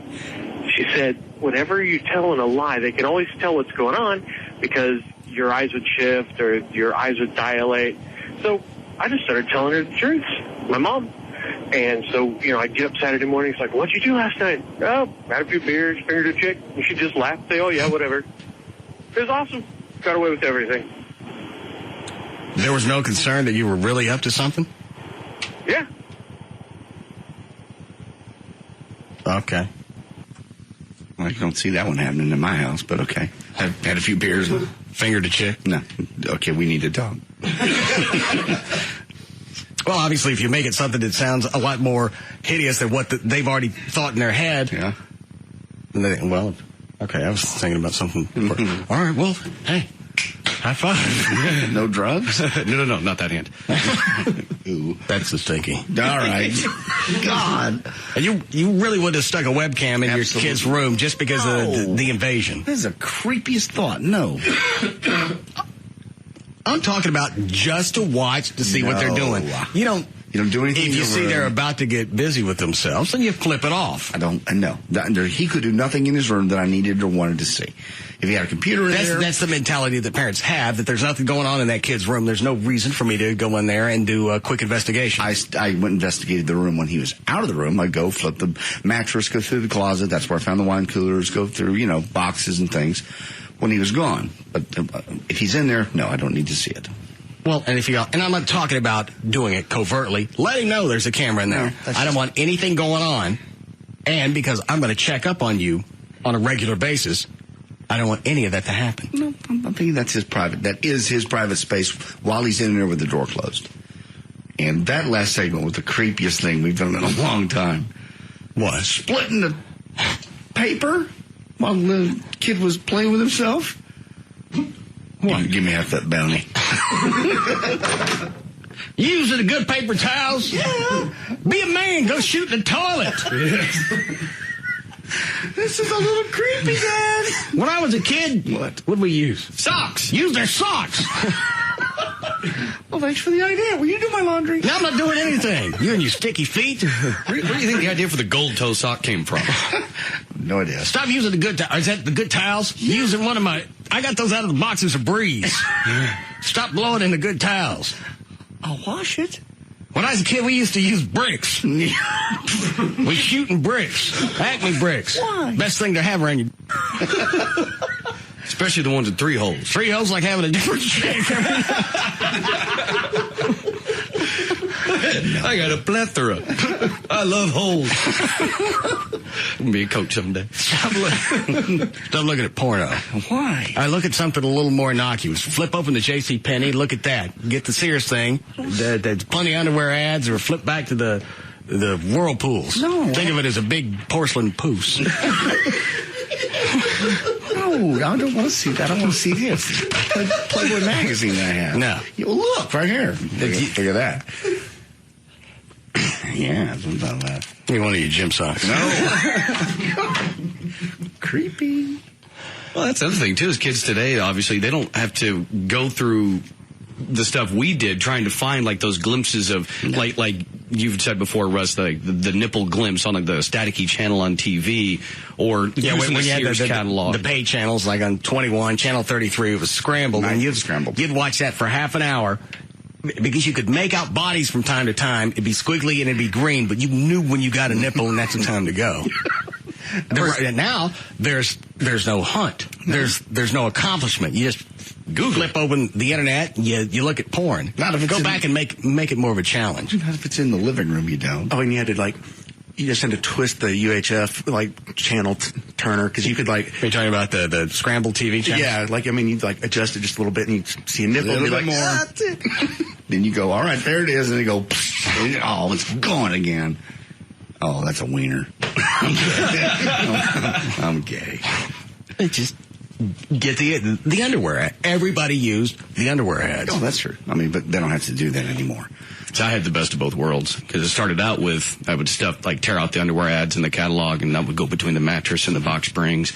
And then my mom found that, and that was creepy. But then it was coming on right when the internet started happening as well, and it's just like, oh my God, it's just a gold mine. Well, and also, to throw her scent off, you should have taken all those ads and shoved them under the mattress in your dad's room. Because she's not going to care what you're looking at. She's going to want to know why he's pulling those things out. Beat his ass. You beating off to Maytag ass? No, not enough to Maytag ass. You blow a wad to Gordon Jump? No. No, he is lonely, though. I didn't have that luxury in a divorced household, unless I actually stuck those things and stuck them under her bed, and that's just weird. Line one? All right. Yes, Jason. Hey, Russ? Yeah? Listen, I'm in my 40s, so we didn't have the internet when I was growing up, but this is the God's truth. I got under my mattress for my magazine. I was about 15, and there was a brand new Playboy, and my mother had replaced my used magazines because my dad had told her, you got to get a new magazine. Those things are worn out. And so there was a brand new nude magazine under my bed, and we never talked about it, except when I got older, laughed about it, later on. But, Why did they feel like they needed to update your porn? Well, you know what? That's one of those creepy hippie mothers, and so it's kind of one of those things you didn't want to really talk about it, but she was kind of, that way. She's kind of weird, She wanted to let you know it was okay with her without telling you. Yeah, I had a book when I was in the 6th grade called Me and My Penis, and so I guess it's one of those things let you know it's all right. Now, did you get a magazine on a regular basis, or just when you lost a tooth? No. Thank you, Poon Fairy.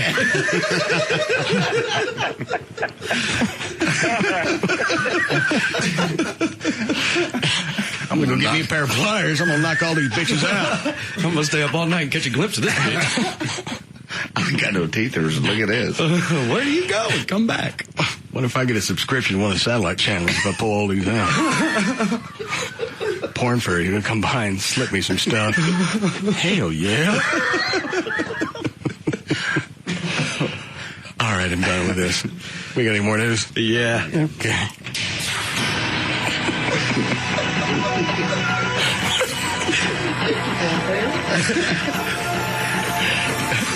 Look at this new magazine. Yeah. Poon Bunny's been by. Thank you, Poon Bunny.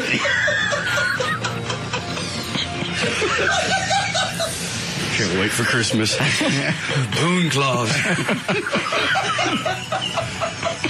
Of course he's going to slide down a dark chimney. All right, read. All right. This is news, even though actually it turns out to be somewhat related. Last month, 46-year-old Keith Weatherly of... Claus? Slide down the chimney. If you don't go to bed early, well, Santa Clam's not going to... Sorry, go ahead. No problem. 46-year-old Keith Weatherly of Australia was driving down the road when he noticed a police officer behind him trying to pull him over.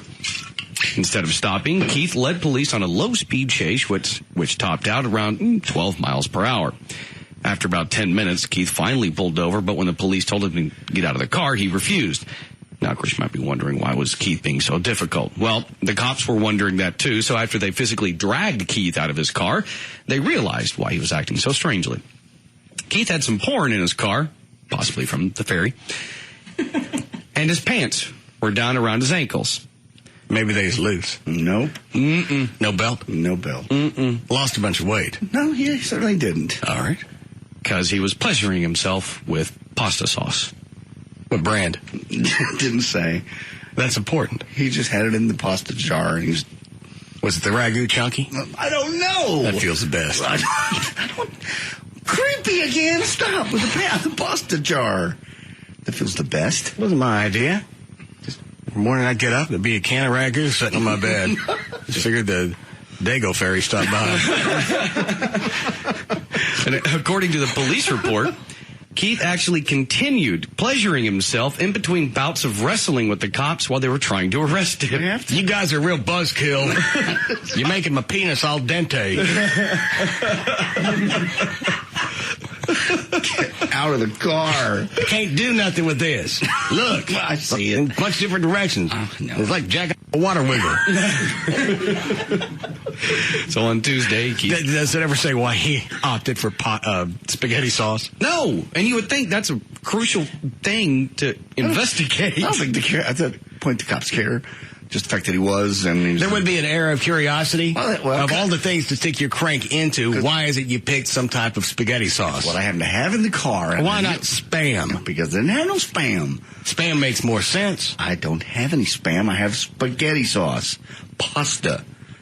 Okay. Go ahead. Keith pleaded guilty to offensive behavior, resisting police, and disobeying a police direction, and was fined $600.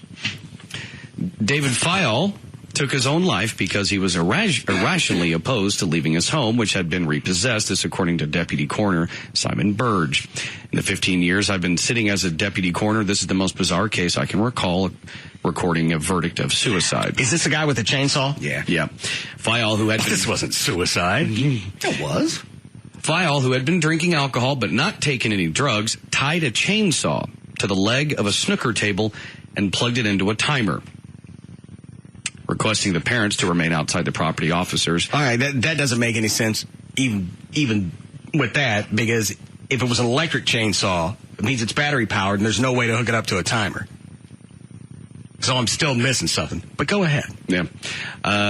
Anyway, requesting the parents to remain outside the property, officers broke in and found the walls and floor covered in blood with Fayol's partially decapitated body in the lounge. It said he suffered from a mental illness and had attempted suicide in the past and had declined several offers from an alternative home, or for an alternative home. That doesn't stand out to anybody else, is you can't really hook up a chainsaw, even a battery-powered one, to a timer? Yeah, I guess. I mean, I don't understand the timer. Why the timer? Why wouldn't you just set it up and run into it if you want to cut your own head off? I guess you would just set it on the timer, lay your head on it, and wait for it to go off. But you can't hook one up to a timer, so this probably wasn't self-inflicted. Well, why the coroner would say it was.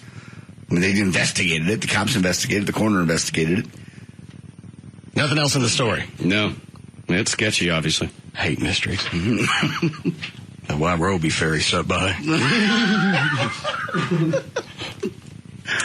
For as long as she could remember, a 60-year-old British woman known only as KH has been unable to recognize voices, not even the voice of her own daughter. Unless she sees the face of the person speaking, she often has no idea who's speaking to her. KH didn't know what caused her problem until a few years ago when she read a magazine article about a neurological defect which makes it extremely difficult for people to recognize faces. A condition called prosopagnosia, or face blindness. Hoping the doctors might solve her own mystery, she contacted prosopagnosia researcher Dr. Brad Duchesne at the University College London. An MRI showed no obvious structural defects or injuries, so Duchesne and colleague Lucia Garrido exposed KH to the voices of famous people with distinctive voices. Only one of the voices perked up her ears with recognition, the unmistakable Scottish burr of actor Sean Connery, the original James Bond. Why? They don't know. They don't know how her brain is wired. No, I mean, why is this a story? You got a chick who can't recognize voices, faces? She hears a voice, she can't put it with a face, even if somebody she knows. And she's blind? Nope. No. But she has to be looking directly at you to know if it's you that is in fact speaking. It's just the only voice she recognizes in the whole wide world without seeing it is Sean Connery. But of course. Shut up. Shut up. Man, maybe she wanted to be the prom queen. I don't think so, Don. You're best. Nor you, Sean. Losers always whine about their best. Man, I'm with you. Both of you. Off it. Why? Just because. People like this bit, don't they? I love it. You don't like it because Joy gets wet when she hears Dan do the Sean Connery. And I don't think it's that as much as... Shut up. Joy. You know what? Maybe she just likes Dan doing Sean Connery because he's young and he's firm. And she don't get none of that. She most certainly does. Where? Me. Ha! Shut up. Man, what are you talking about? Shut up, you wrinkled old man. Let Dan come over and sit in with you and Joy and make the voices. I don't think so. Obviously, it's a fantasy for her. She already told you she likes to hear Dan do that on the air. Let him sit in the dark in the room and make the voices and get you some better puns. She likes the real Sean Connery. Maybe I'll play a Sean Connery movie for her. I'll get a Dan mask. I don't want a Dan mask. It's not Dan, it's Sean Connery. What's wrong with the Dan mask? It's not Dan, it's Sean Connery she likes. No, I think it's Dan. It's not Dan. I'll just sit in a corner and read a book to her. You said sit, right? Yes. All right. They ain't doing that in my house either. Man, that's normally when I read. How we doing, Club? Oh, my God.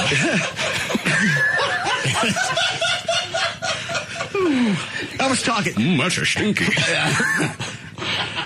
I know it's another sideline. I was talking to somebody last night, and we had the same conversation about taking a dump, and you have to read. Some people, apparently, that's just you're wired. But John, you don't do that. Not at all.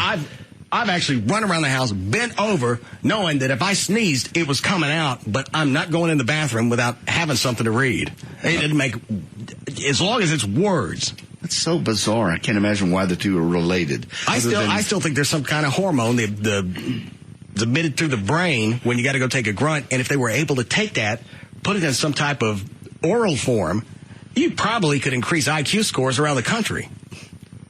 I don't see how this is possible, but maybe it's just certain people. I just can't believe that you don't look at taking a grunt as some type of moment. Moment. I'm getting rid of waste, and the quicker I can get out of the stench, the better. But it's also a period of time you can just be with yourself. I'm always by myself. Read. I'm always alone in my house. So anybody else the same as JD?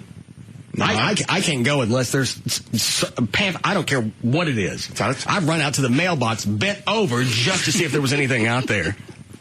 I can't even wrap my brain around that because on the rare occasion if I have to go up here and I will, the building? Yeah, I will scour the building trying to find anything there is to read just because it's so foreign to sit there and not read something. Read anything. Yes, you are if you're dedicated to it.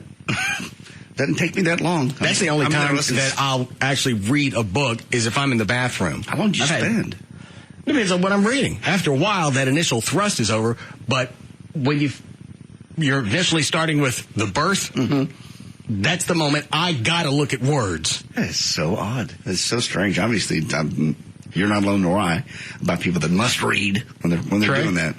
Oh, I always have something to read. Oh, if nothing else, I'll break out my iPhone and get on a news site and just read a news article. But you can't go without something to look at. No, I've got to have something to look at. And how long are you in there? I'll sit there 10 minutes. Oh, my God. Oh, okay. I'll go 20, 30. Yeah, half an hour if I'm reading a book. Oh, my God. Well, you're sitting there in your own stench. I'm not sitting in the water. No, you're sitting there in the smell. It's still me. Oh, no. So when you leave and come back, it's when that ain't you no more, and that's when it's ugly. I'm in there maybe 60 seconds tops. That's all you'll commit to that? You sit, you do, you wipe, you go. You have other things to do. Okay, but how many times when you do that, you go 60 seconds and you leave, how many times do you end up having to come back to the bathroom because you realized, oops, I wasn't completely done? I wasn't completely done. I'm done when I'm done, and I'm on to something else. I don't know how you would just commit 60 seconds to that. I feel like I got short-sheeted. It's just a movement. You get it? You said sheeted, right? Yeah. It's more than all right. Then I'm one of the few people that actually has some type of hormone that's released. But I feel like I've absolutely been cheated if I don't have something to read when I'm pinching that first baby up. I couldn't spend 10 minutes in the bathroom unless I was dying or throwing up. Chloe, you read? I'm with JD. In and out. In and out. That's an inconvenience, man. Just get it over with. Well, it's an inconvenience, but if you make something out of it, now you broaden your horizons. I never would have read William Shatner's biography if I didn't have Grunt. That's interesting about you. Thank God for Grunt. It's magic for a while. Special kind of. What? One of those, Alfie? Line 1. What's it about? It's about sitting on the toilet. All right. Yes, Mark. Hey, I'm the same way, Russ. Got to read something. That's why I got a BlackBerry. Endless information. The only problem is I go into a panic if I sit down and then realize I have no signal. It's horrifying. Now, so I think it's just taking one with you. If you run around the house knowing that if you probably only got a few seconds left before it comes out, running around the house looking for anything to read. I'll grab clothes tags and read the dry cleaning instructions.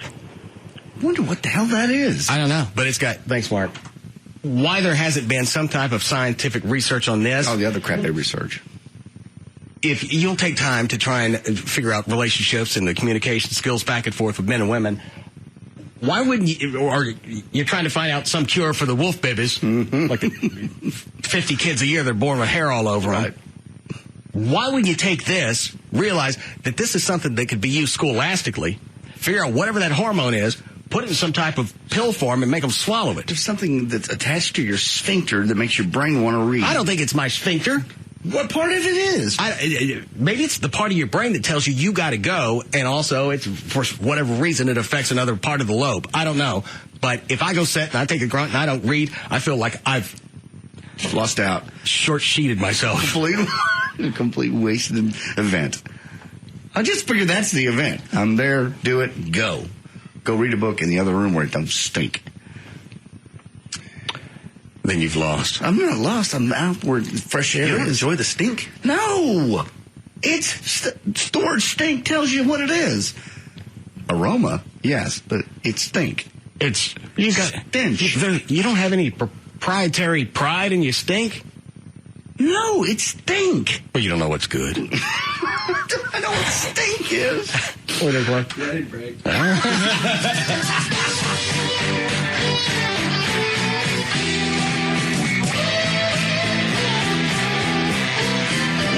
back to the Russ Martin Show.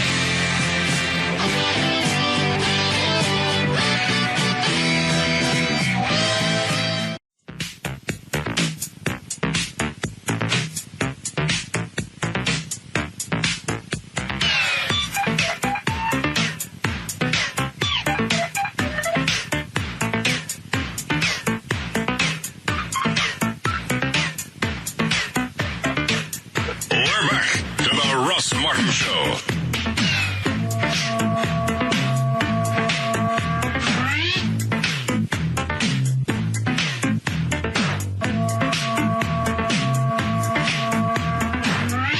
My guess is going to be no, but I wonder if they had to get any type of permission from Obama to use his image on the new Obama plates. Probably not. I guess when you're that as a public figure, not even a public figure, because you could use that with a celebrity, maybe a political figure, a public servant, head of state. Why would they think, as the first black president, that the best way to honor him or have some type of tribute is stick his mug on a dinner plate? And I bet they sell out. People buy these things all the time. My ex-mother-in-law had a room full of plates. Christmas plates, Easter plates, happy plates, sad plates, kids plates. That was her collector item. They will sell these. Princess Diana, when she died. Why is it dinnerware is where we decided that's the way to show some type of homage? Beats the hell out of me. I found the website where you can actually order it. Authenticity and the bonus presidential dollar for the first issue price of only $19.99. You did not lock up on me.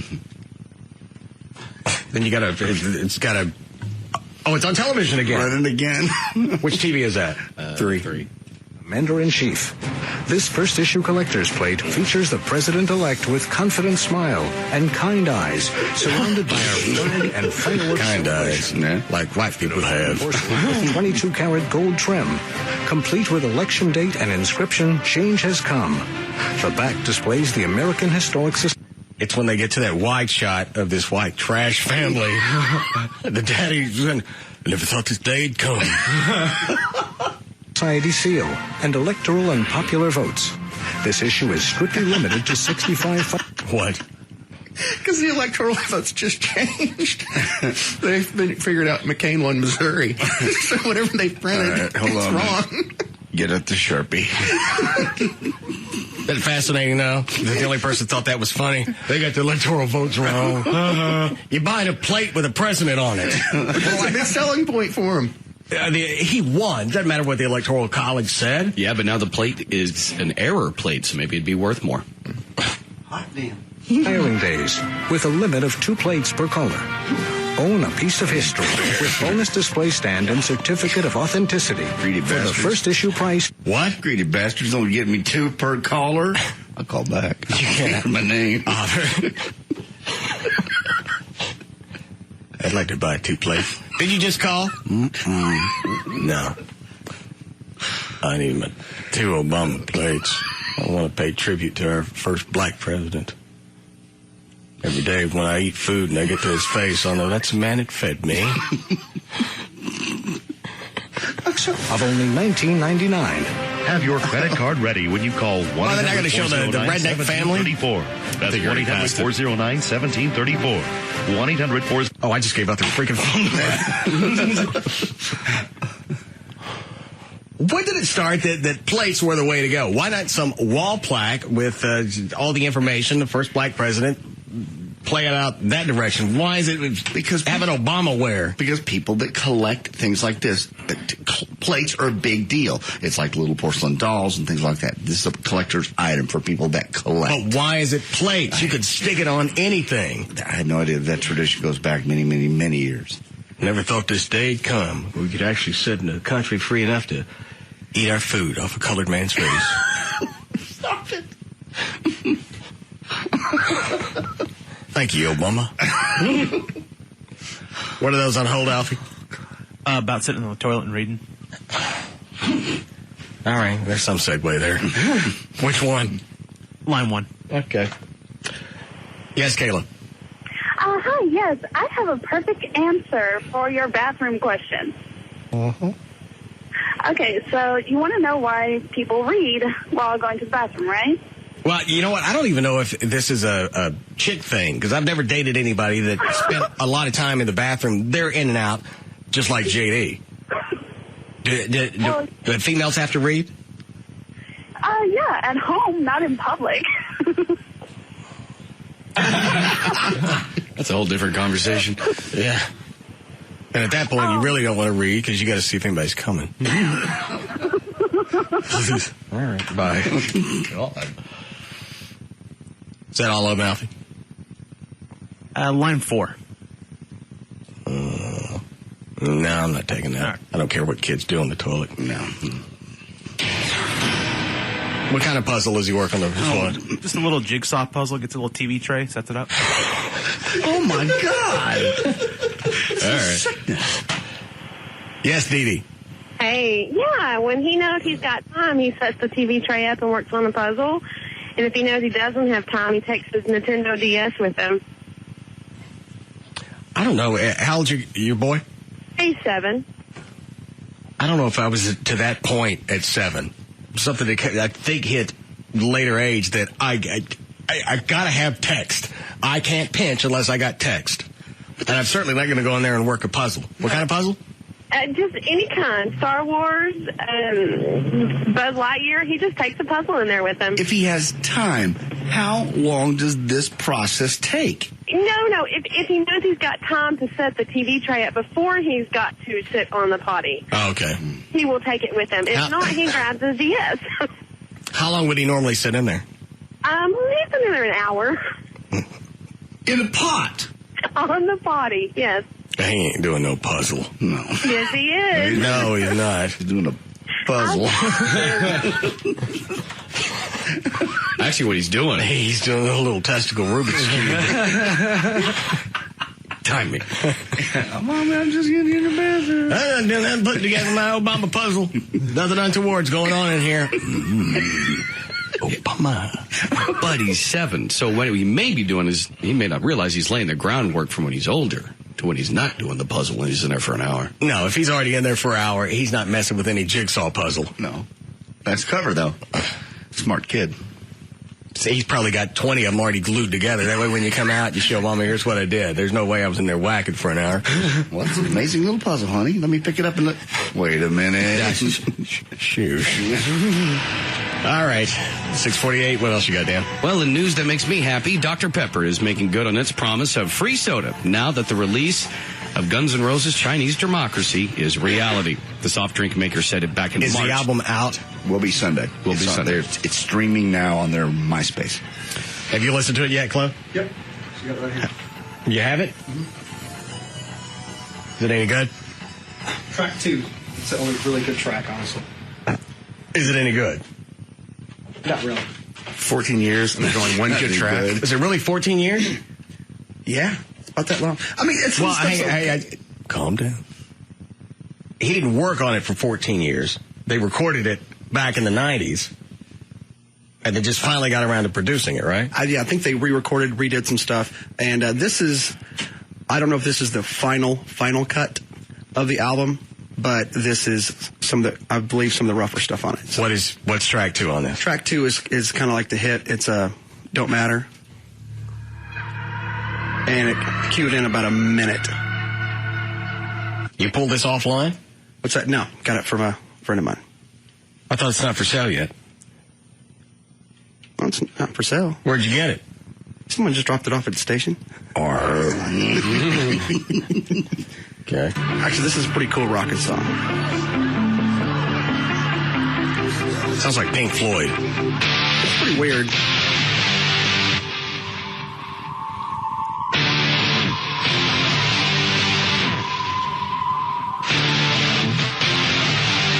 Now, who's playing on this? Because Slash was already gone, right? Yeah, I don't know who the people playing, but I think it might be Buckethead, but I'm not too sure. Buckethead, he's a really famous guitar player guy. Well, that's how he got his name. It don't really matter. Gonna find out for yourself. I don't know about 14 years, but I like this better than the AC/DC album that just came out. If they were missionaries. This one's called what? Don't Matter. I think that's what it's called. I'm not too sure because I didn't get a track listing with it. It really don't matter. Why didn't you get a track listing? Because Buddy's got a CD burner and no printer? Didn't come with one. I don't want to hear anything else on this disc. Listen to track 1. It's really interesting. It sounds really poppy. Do I have to cue into it? No, just let it play.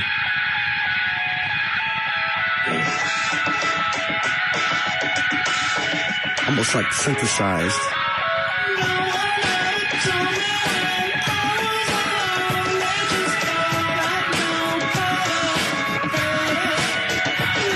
right, somebody's going to say it, so it sounds like Britney Spears. I don't care for either one of them, really. I like the first track we played.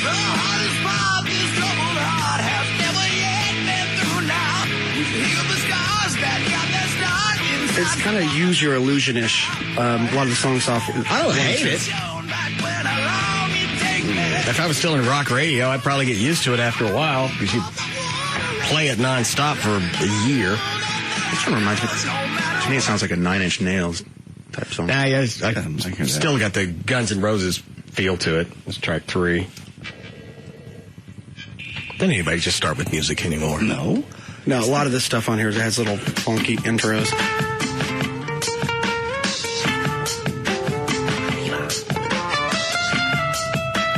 Little sitar. Is that what that is? Either that or something that makes it sound like it. Sounds like a crazy Chinese bitch. I don't like that. Sounds like Isaac Hayes.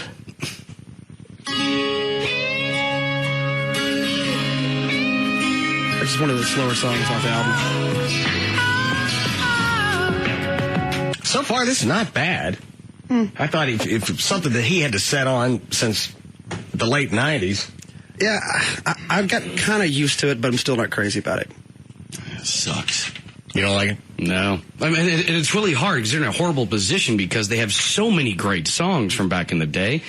That's what you're going to be measured against. And they just don't, that didn't come anywhere close to some of those. Well, you're also going to be measured against the fact that if it took over 10 years to produce an album, there better be something damn well genius on there, or you're going to look like a schmo. I think the schmo's kicking in, as well as the Dr. Pepper. Oh, yeah. So what about the DP? Beginning Sunday, 12:01 a.m., coupons for a free 20-ounce soda will be available 24 hours on Dr. Pepper's website. They'll be honored until February 28th. All right. But I was wrong. There is an album. I thought it was a jack job for the last 5 or 6 years. It takes more than about 6 years. You're thinking, that's never going to happen. What was the holdup? Well, you know what? It had to do with him working with the musicians and getting So they were still recording up until the last year or so.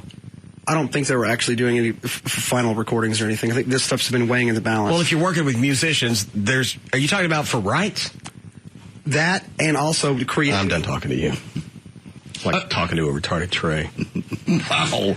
I'm not going to get any answer out of him. He didn't know. Somebody doesn't know. Do you know? I just do stuff I've heard. All right, Dan. A few months ago, Tony Romo stopped to help an elderly couple who are stranded on the side of the road with a flat tire and actually changed their tire for them. Well, as you may recall, this was right after the season opener between the Cowboys and the Cleveland Browns. Tony had just gotten off a flight back to Texas and had stitches in his chin from the game. Well, Tony did another good deed earlier this week when he treated a homeless man to a movie. And even though the man obviously hadn't showered in a while and stank very badly, Tony let the guy sit with him and his friend. Supposedly, Tony didn't want to make a big deal out of it, but the head of PR for the Cowboys did. So where did he find the homeless guy? Outside the movie theater? Probably. Probably. They don't get into that detail. But the head of the public relations for the Cowboys spilled the story, and he said Tony doesn't want any publicity for it. He does these things because he's just a genuinely nice guy.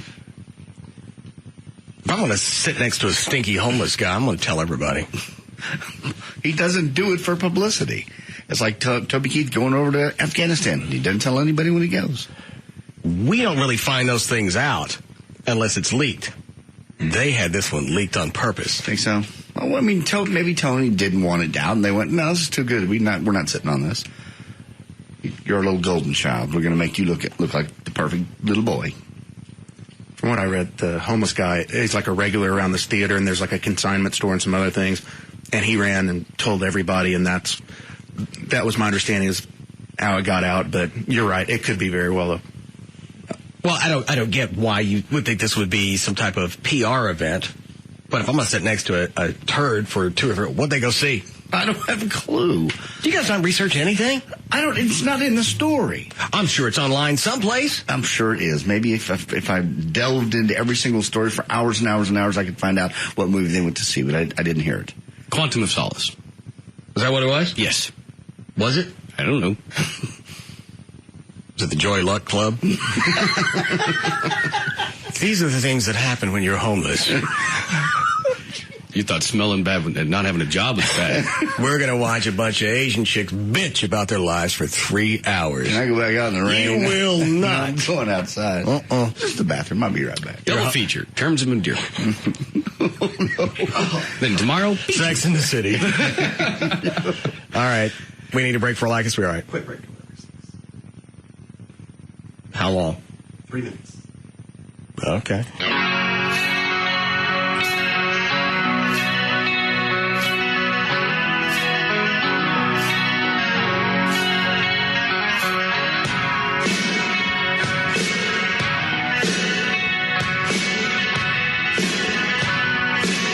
We'll be back to the Russ Martin Show. No gambling. It's all natural. The Russ Martin Show.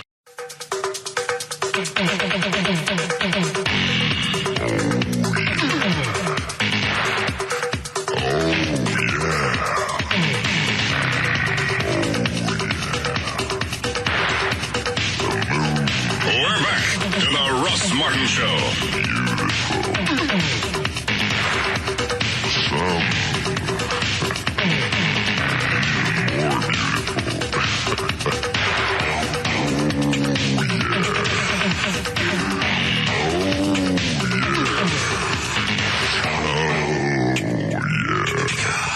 Well, they need to let the automakers come back with a restructuring program plan and then possibly give them the money. Right now, you just had Chrysler, Ford, GM go to Congress and ask for cash. What are you going to change? How are you going to market this? Are there going to be any design changes in the vehicles? We don't even know if we'll be in business until you give us this cash. Why am I going to make a business plan? We may be not. Because if you want the government to be an investor, then you're going to restructure and you're going to show us what your plan is for the future so we know that this isn't going to recur again. All right, fine. Jimmy, pack our stuff up. Get back to the G5. Jesus Christ. And that's going to be the first thing if they're smart. They go back, the automakers, go back to Congress and say, they fly up there on a regular plane. So we sold all our planes. This is going to be our pay cuts. We're all going to take top executives. What? Yeah. That's going to be the key, I think. Yeah, if you show some type of personal loss, first of all, not showing up to beg for $25 billion in your own private jet, costing GM $20,000 just for that one trip. Also show me that you're going to peel back your salary, maybe take nothing for a few years, until your particular automaker is back on its feet. But if there's not going to be any, if you're not going to give up anything, why, as the government, shall we give you anything? Because we saw what you did to the banks. Now give us our cash. We're also going to take that back from the banks because they didn't follow along with what we really thought they were going to do, is to lend it to somebody else. You're going to take it back from the banks? Yes. Then you have more to give to me. No. How'd you get here? I got here in my jet. Private? Well, yes. Chose poorly. Stop with the slapping. Oh, okay. Please. My mistake. Thank you. That was really rude. How'd you get here? I got here in my G5 jet. You thought wrong. Yeah. You have anything else in the news before we go?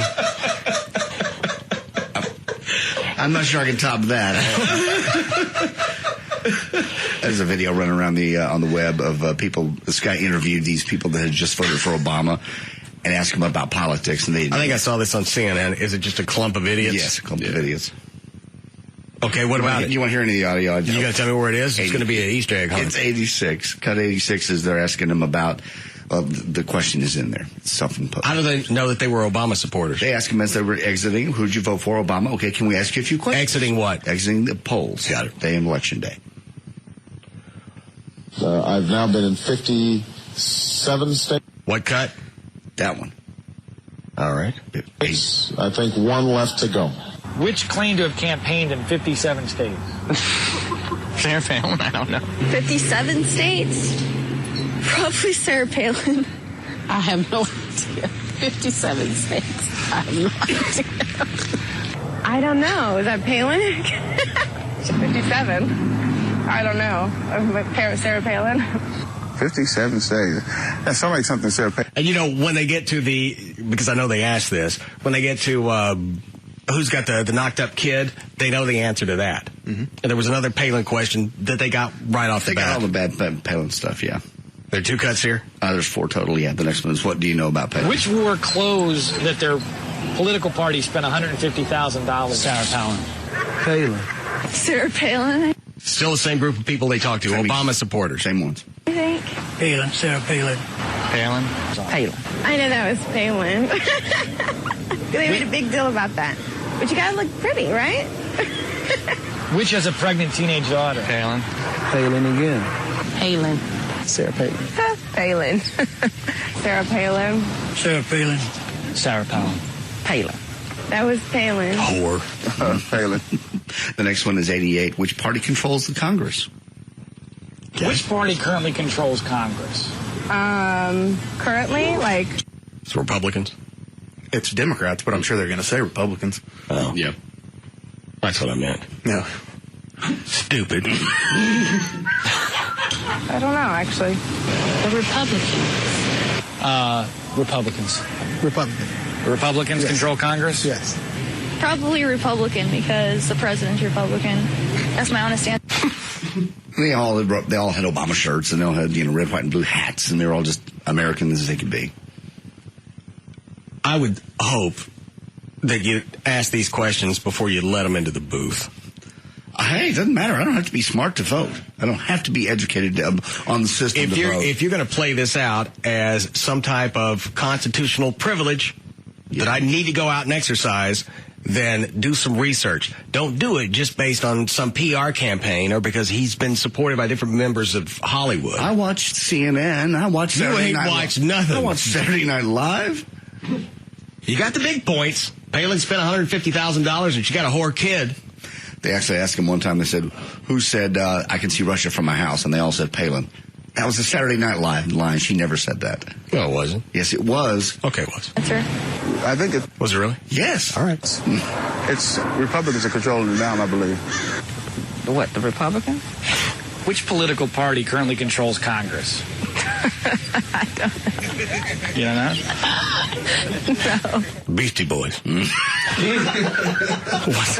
last one is that he asked who certain Democrats are. Since you're a Democrat, you're voting Democrat, you should probably know who these people are. Do you know who Barney Frank is? I don't know, Barney. The only reason I know who Barney Frank is because every time I see him on television, it looks like somebody just pushed him out of a crowded elevator. Yeah. Big fat lispy guy, always wearing a shirt that's too tight and the tie that's sticking out about 1.5 feet because he can't get it on right. But what's he do? He's one of the top-ranking Democrats in the House of Representatives. All right. Frank? No. Who? I don't really know him. I have no idea who that is. Barney Frank. Don't know him. I don't know him. I don't know who Barney Frank is. I never heard of that person. Who is he? Only had one bullet? No. All right. He's a congressman. How about Nancy Pelosi? He's a cop. No. Oh. No. She's pretty cool. Don't know her either. I only know. They don't know who Nancy Pelosi is? All right. Still, again, only Obama supporters. Correct. The name. I don't know the case. I think she's a fair lady. Do you know if she's a Democrat or a Republican? No, I can't say that. I don't know for sure. How about She's part of the C Party. Harry Reid? I've heard that name, but I don't know who that is. I don't know who that is. Don't know that person. Who is Harry Reid? I don't really know Harry Reid. All right, I don't know who Harry Reid is. He's the Senate Majority Leader. Yeah, all right. Haven't heard of him. Don't know him either. So how's it they could focus on, get the answers right about the 150 or the having the whore kid? You got that, but you don't really know any of the important variables. I'll tell you exactly why, because that's exactly what they focus on Jay Leno and David Letterman and the Daily Show. That's the jokes. Well, his point was that the media was so biased as to Obama, and they focused. The media isn't biased. The public is buffoonish. But they got anytime there was a Sarah Palin deal, because it goes on, it talks about one of Biden's gaffes or whatever, and no one knows about it, but everybody knows anything that's gone wrong with the McCain campaign. And his point was the media, basically he called it media brainwashing. I won't go that far, but that everything was. And what you're right, everything, and you'll probably get to this in about 45 minutes. Everything was slanted towards Obama. He was on the cover of GQ I don't know if it was Men's Health. It was Men's Health. And it was covered Men's Health, the November issue, actually, so right before the election. All of that was nonstop. Very seldom would you see John McCain almost anything. No. Not Newsweek, Time. It was all slanted towards Obama. And there's really no equal press time as far as magazines. So they could have made Obama on the cover every week. And most of them did. So that the point is, most of the people, the video is titled How Obama Got Elected. It's on YouTube. If you want to see the whole thing, it's about 12 minutes. All right. Anything else before we go? Well, that's all I have. Okay. I read a book about Bill Clinton and his wife. Yeah? What? What did you read about? It's called The Old Man and the Sea.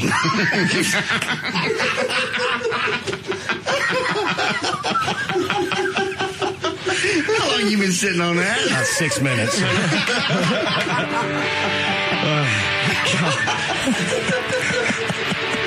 It's popped up. I didn't know how I was going to work that in. Well done. All right, let's go. All right, for more information on the Russ Martin Show, including pictures, videos, and more, go to russmartin.com. Thank you. To answer any questions you may have about the show, go to russmartin.info. To email the show, and during the show only, send that to studio@russmartin.com. Other show websites, johndavidryan.com, danO'Malley.com, djclo.net, and treytrenholm.com. Russ gets his guitars and band equipment from the Guitar Center. Their website, guitarcenter.com. The official liquor store of the show is Majestic Fine Wine and Spirits. Their website, majesticliquors.com. And the official site for Live 1053 is live1053.com. I'm proud of you. See you tomorrow. Bye.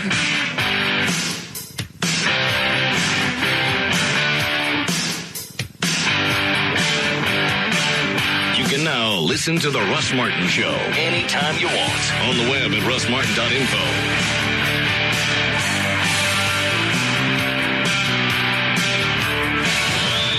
The Russ Martin Show.